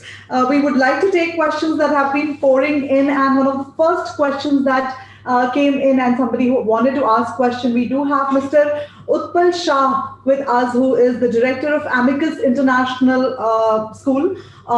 He is a visionary. We do know him here for his really, really good work. So he has a question, I think, which he wants to pose to Dr. Jing Luan. So Mr. Utpal Shah, can like to, yeah, sure. Yeah. Dr. Jing, would like to ask you one thing.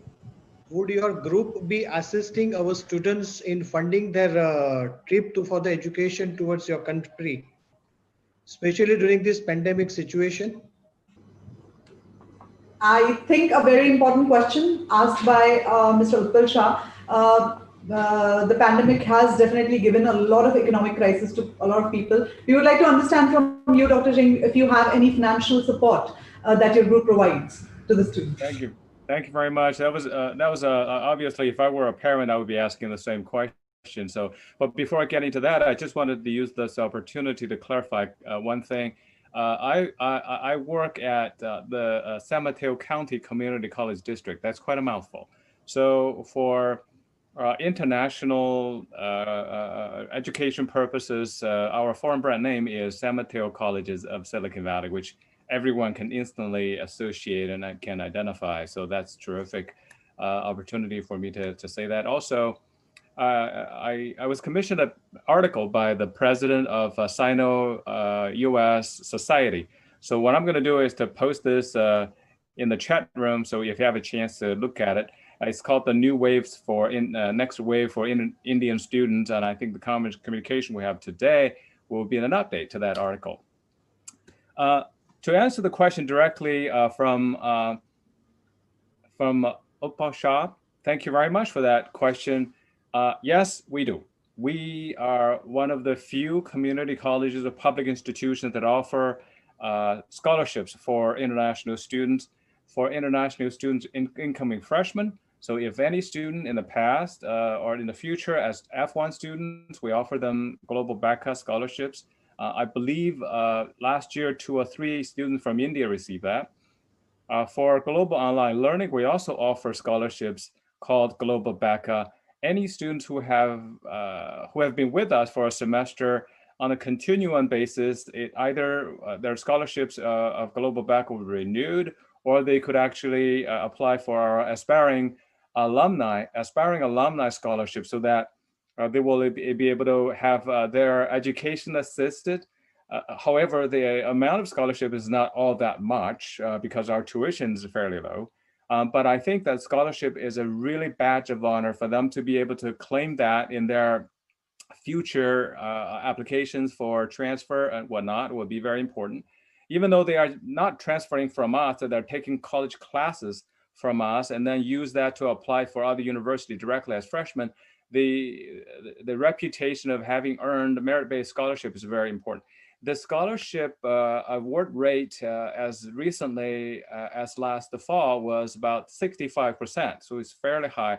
It's competitive, but I'll be happy to tell you that our students who have received global BACA scholarships, without exception, have all transferred to top 60 universities in the United States because the scholarship is meaningful. And then, of course, if they are with us when they transfer within our 151 universities in our CUP network, 80% of those universities offer transfer scholarships to our students.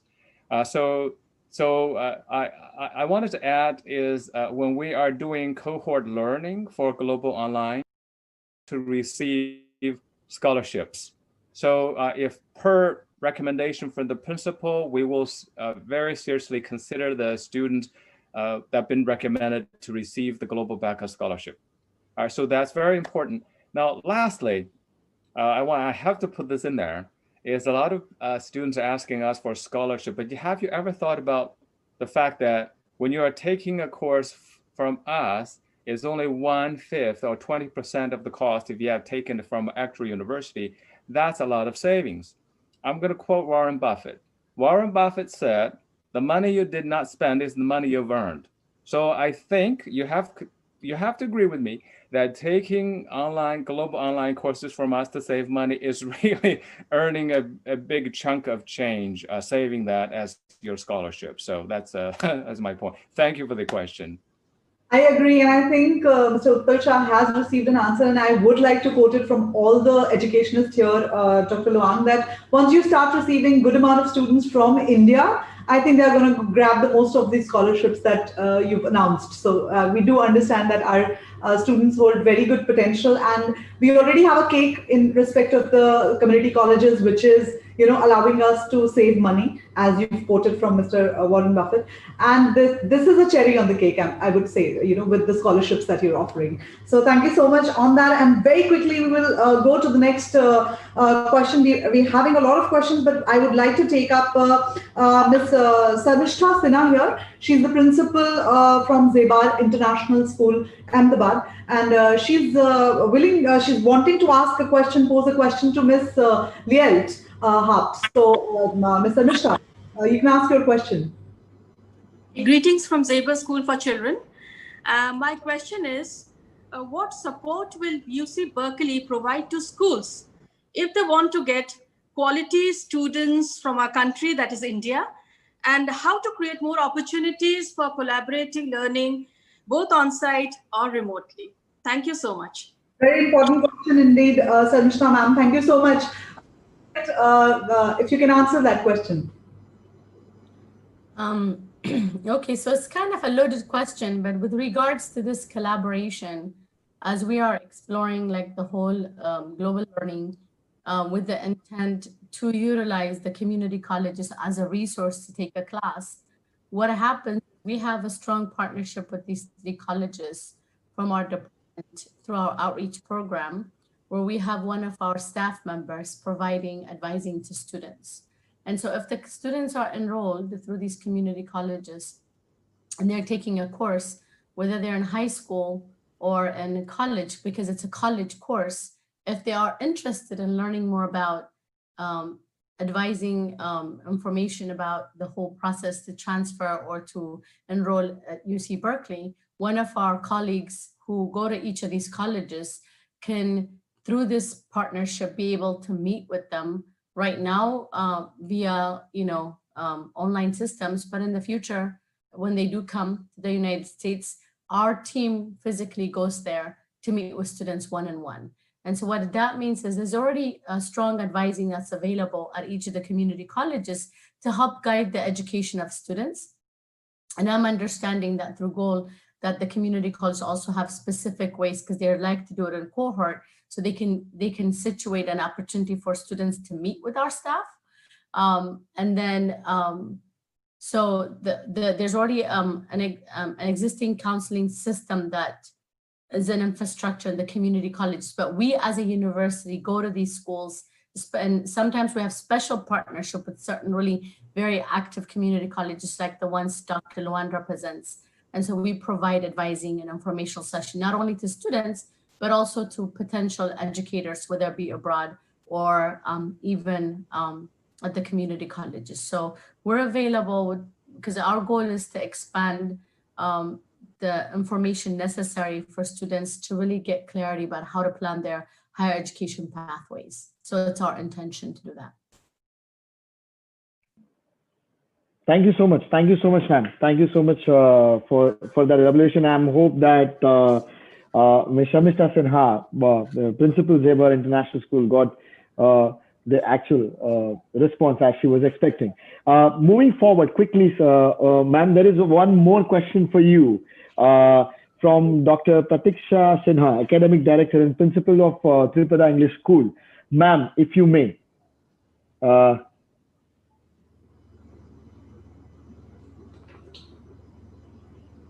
Dr. Hello. Yeah, good afternoon. It's a nice webinar and we are getting a lot of things into. My one question is, in the high school, the students, those who are studying in the high school, and do you consider the college credits earned via online mode? They will get the same credits? Yes, thank you so much for asking that question again. The courses that are taught, as the professor was expressing, whether teaching them online or in person, what matters is the content and the way, whether or not it's measured to articulate as one that's transferable at the university level. So if that already occurred, because that happens already in the backdrop by the professors at the two institutions, the actual course being transferable or an actual college equivalent course, what matters, whether it's taught online or in person, is irrelevant, because in the transcript, it doesn't say online. The physical, like again, the pandemic is changing things, but even prior to the pandemic, what makes community colleges really flexible is that students can work and do different things for, take care of their families and have different things and still be able to catch an opportunity to take a class online to meet their requirements for transfer. And so that has been long time established with community colleges that are very forward thinkers. Right now, some of the schools like Dr. Luan's schools have been very established. So with this pandemic, they can just move on to expand it to international community. So ultimately, the course content and its equivalency and articulation is what's most important, not whether or not it was taught online. And again, with the pandemic, it doesn't matter anymore. And I think that clarifies a very important point, Ms. Leah, here, that not just in the first year or second year of community colleges, when they are there studying online in the American system or offline, but I think when we're trying to establish a collaboration here in Indian education system, while students study here in their high schools, if they can take a few online credits, that's also going to be similarly recognized for their transfers. So I think that's an important point that has been posed here. Yes, Meet, we would like to continue there. Yeah. Yeah. Thank you so much, ma'am. Thank you so much for elaborating it once again for us and clearing the doubt that Dr. Pratiksha Parikh had. Because we are talking about both, as well as when we are talking about the community colleges, as well as the online offerings or the options that are going to be available in India. Moving forward, sir, we have Mr. Sunil Dalwadi, Chairman of JC Group. He has a very interesting question for Dr. Nick Demelo. Mr. Sunil, please, if you can, just take it forward. My query is related to online teaching. I want to ask that during the online teaching, normally the teachers are interacting with the students a lot virtually. So are there any measures assessing the frequency of interactions between instructor and students in online teaching environments?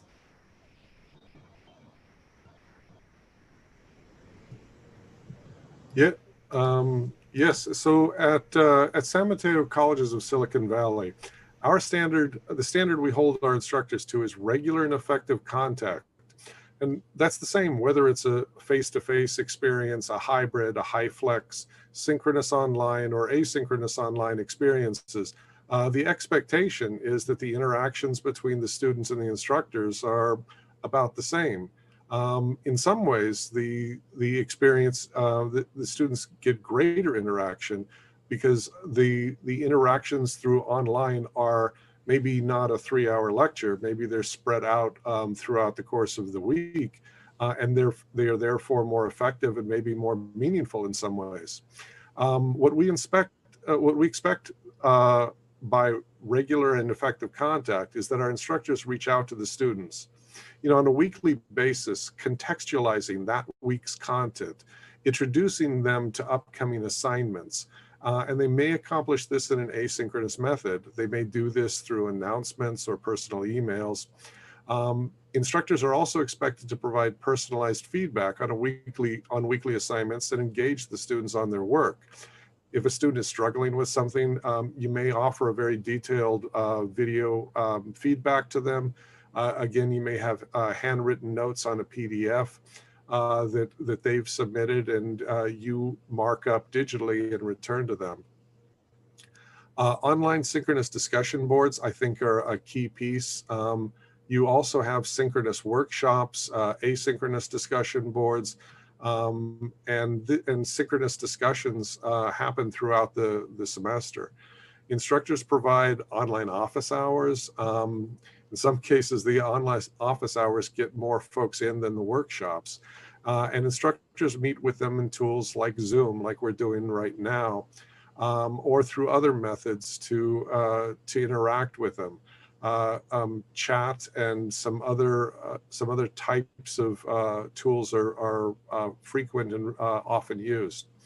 And while it's not required, many instructors use video notes. They like attaching video notes to major assessments because it's a quick way. In the same way you might take a student aside in a classroom and say, hey, great assignment, but there's a couple places you need to work on, and I'd like to give you some personal feedback.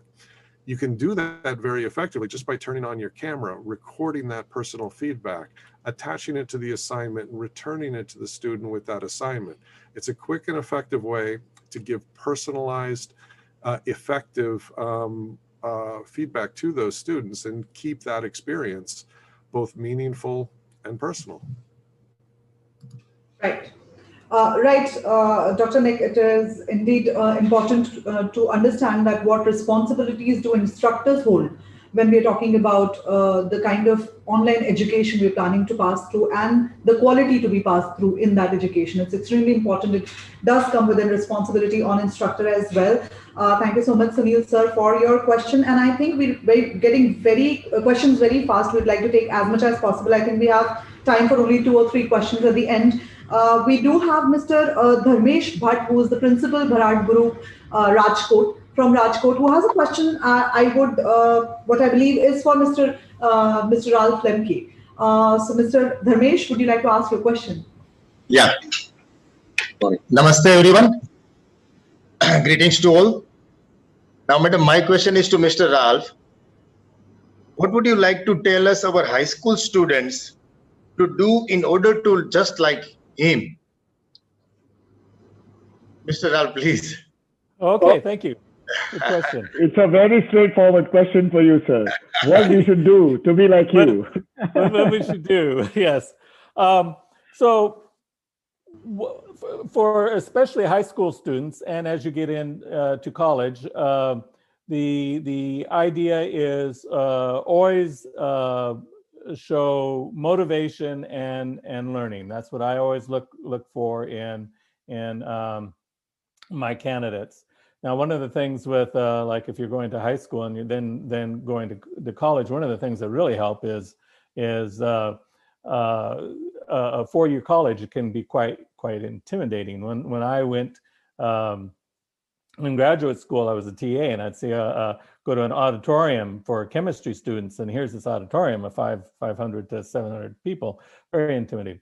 So the idea of like going to the community colleges, like you guys have been mentioning, is fantastic. That's what I did, and that is the thing that really brought in self-confidence to go further.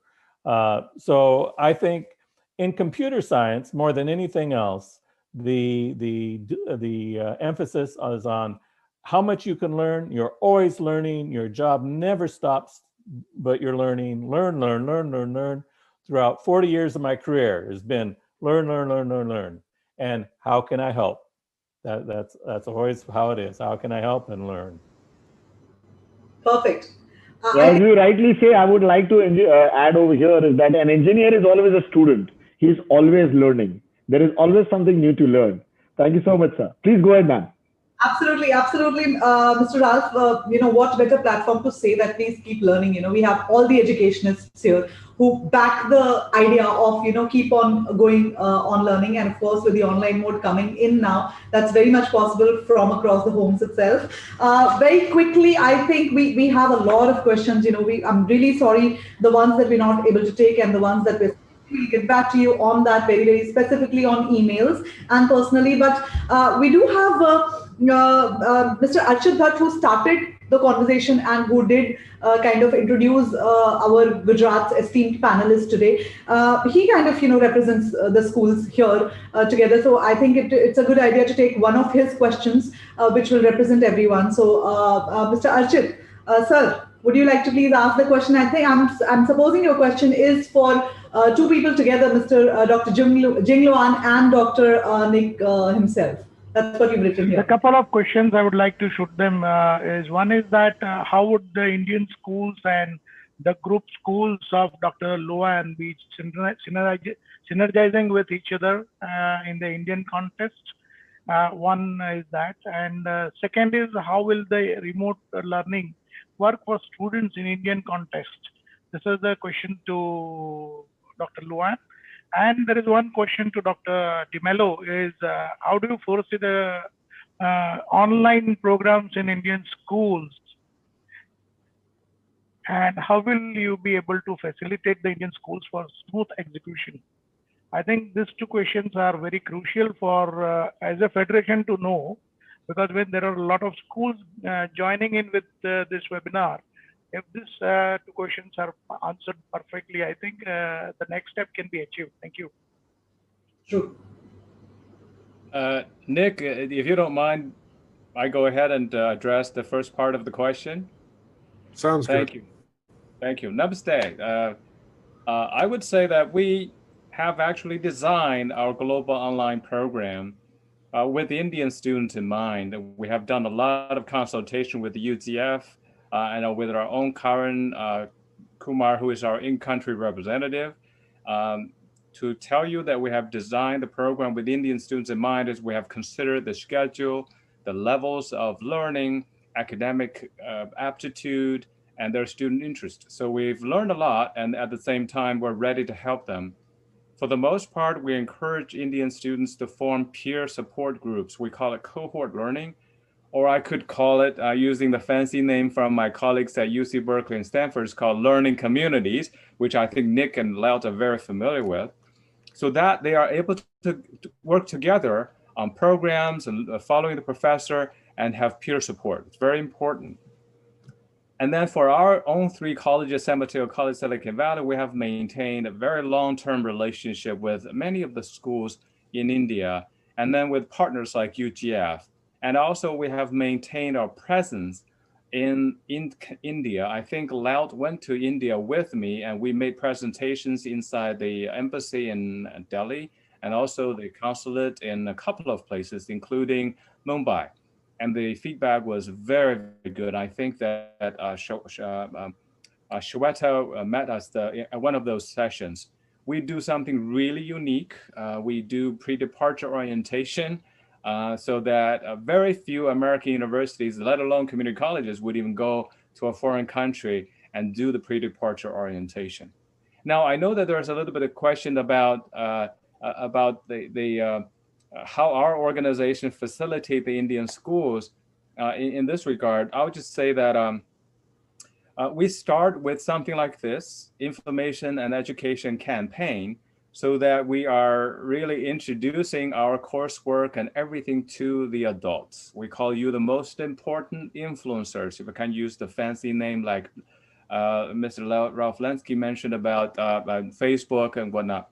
So we wanted to convince you. I know that there's a feedback in the chat room saying that teachers and parents need to learn a lot more and be really convinced. We also, to make sure that this takes roots, so we have decided to establish teams on both sides. So UGF will formulate a team, and we will have formulated a team so that we have communications to work out all the logistics and things behind the scenes. And we also have developed our course bank, and you heard about the scholarship. And then, guess what? If a student who has finished our global online class, if he or she requests, we offer them a certificate of participation issued by, on behalf of College University Partnership, 151 universities in that group that will show you how you can really use the credits for your future learning at these universities. Going forward in the future, we will continue promoting university freshman admission, UFA, university transfer admission, UTA, to these students who are taking our global online courses. I want to mention one thing. That is, one of the stumbling blocks for a lot of Indian students to be successfully receiving the visa to go to the United States is lack of academic history with the American universities. How do you demonstrate that? If you have demonstrated your transcript, your certificate of participation, that is answer to one of the two questions visa officers always ask. What is your intent? Your intent, no one is going to waste their time by taking American college classes, I'll be honest with you. Then the other question is finance, but you have paid top dollars to a certain level. We consider, your revenue, your student to our overall revenue to a great contribution to us. And that is indication that you have the financial backing to study US courses. So if you have done global online learning, you have been able to answer those two questions, intent and financial support or backing, and that will absolutely assist you. COP universities will also provide counseling support in visa applications and whatnot. I'm very excited about what we have planned for you. I'm going to turn it over to my distinguished colleague, Professor Nick Demelo, to address the rest of the question, if he still remembers them. Sounds good. I think the two questions outstanding were how do we make remote learning work for all students? And also about the future of the GOL programs and the Indian schools. Is that correct? Yes, absolutely. Absolutely. Okay. So online classes don't take place through the internet. They take place on the internet. The biggest source of inequities in online education is accessing these virtual spaces. The online classroom, the virtual classroom, the media-rich bulletin boards, getting into these rooms, this is the pain point for trying to make learning available and make it work for all students. Now, part of that is hardware, but a bigger challenge is consistent and sufficient internet connectivity. The best way to ensure that students have a deep and meaningful and effective interaction with those online materials is securing reliable connections and bandwidth efficiencies for those experiences. Now, this semester, as a district, we are installing a district-wide media server that will allow students to have, with very different internet connections, to be able to access high-quality interactive video resources.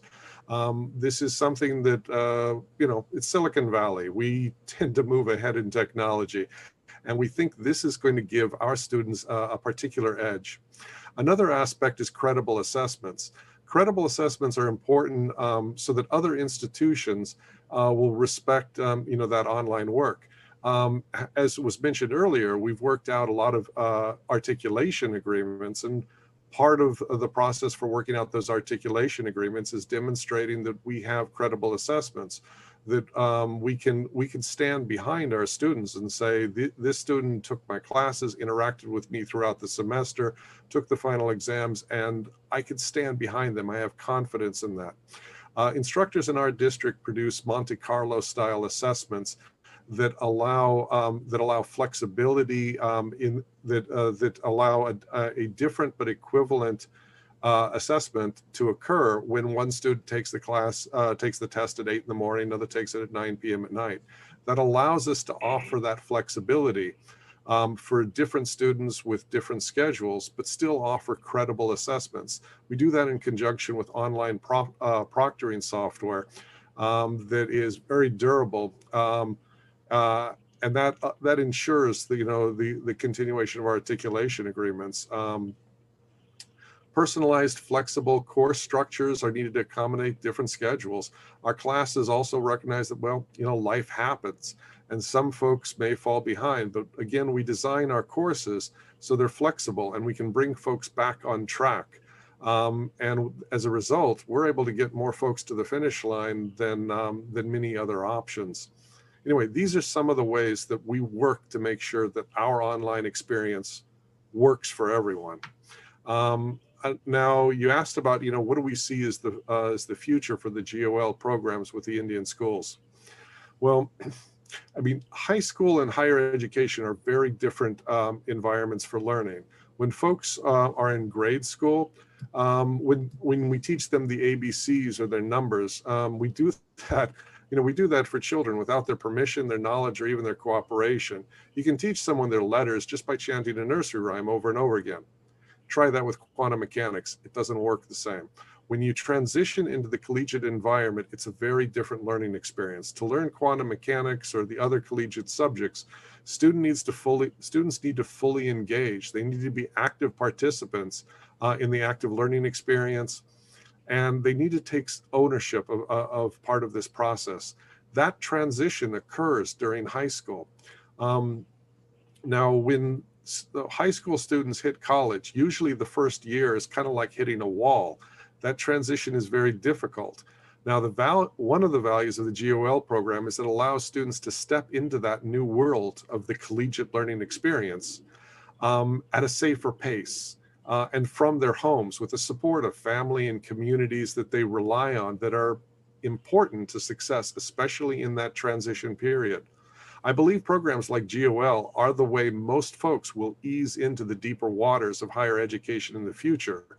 It's just a smarter way to take on this very difficult challenge. Perfect. Perfect. Dr. Nick, I think it was a very elaborate answer to the question that's asked.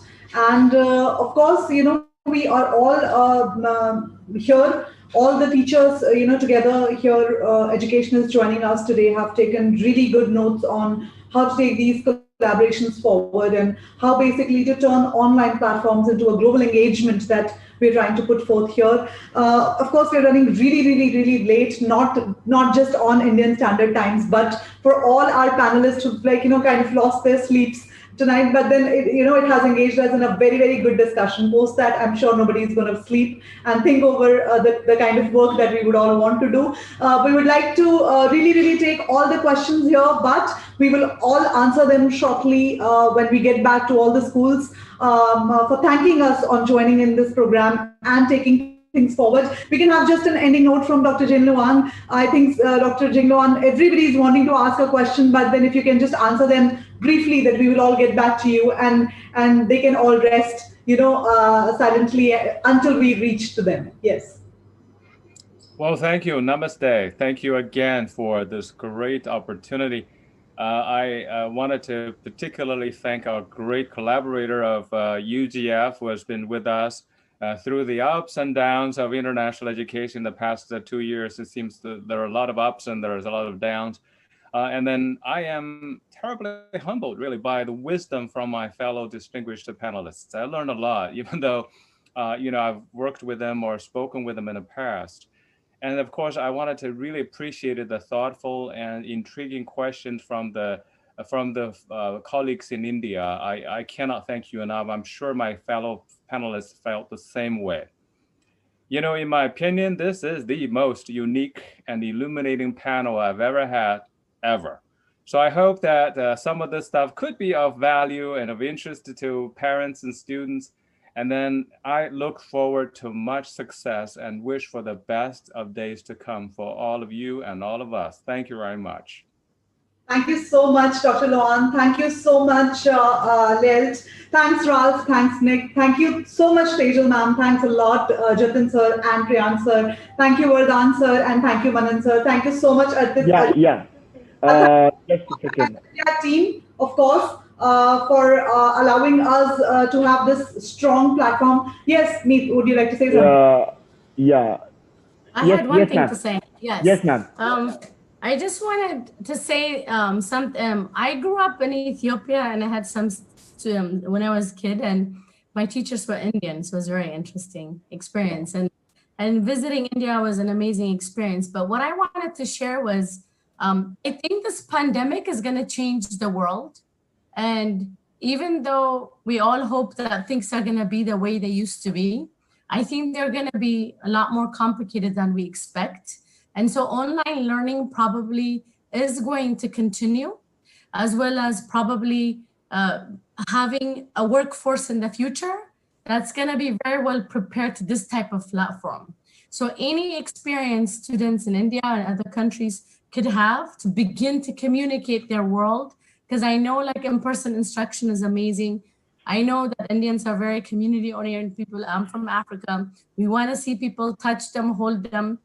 And I don't know how this pandemic is going to last. And I think it's going to shift the planet from a different perspective.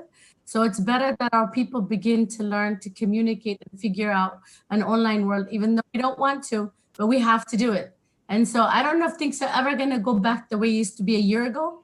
So it's one way to begin to move this force into a different level and really up the games of, different societies to be able to navigate their world, because the whole online world brings in necessity for, competency in language, communication, writing, all this stuff, which is not always available when you're in person. So I think this is going to be important to keep that in mind. It's one of the most affordable way to move your society forward. I just wanted to say that. Thank you so much. Thank you so much, ma'am. Thank you so much, because as I see, ma'am, the pandemic has done one positive thing, is that it has made the entire world come a lot closer. We are all so connected, and we are all always looking for a better way to connect and take it forward. Thank you so much, ma'am. Thank you so much. I would also like to thank all the participants. It is an overwhelming response from everyone. So it would be very difficult for me to individually thank all, and I would not want to miss out any of those amazing participants who have been patiently listening, asking questions. Thank you so much for making this such a successful forum for us to take it forward. We value your association. Thank you so much once again. Shweta ma'am, if you want to conclude. That's it. I think, we've got great learning from today's forum, and we would like to take forward the purpose that we've all discussed here, and we will all very shortly connect to all the schools on their suggestions, their participation, and how they would like to continue on this particular platform and on this particular thought process that we are trying to engage in the goal program, along with Mr. Karan Kumar with us. So thank you all the panelists. Thank you so much Times of India, the team of Times of India, which is with us very patiently at the back end, doing their tedious job. So thank you so much for giving this platform to everybody. Thanks all the audience who's listening to us today, and thank you all the schools for joining in together. Without you, we would not hold any place in the education system. Thank you for making it so meaningful. Thanks a lot. So as we always end and we greet, Namaste from India. Thank you so much for being here. We really look forward. Thank you so much. Namaste. Thank you.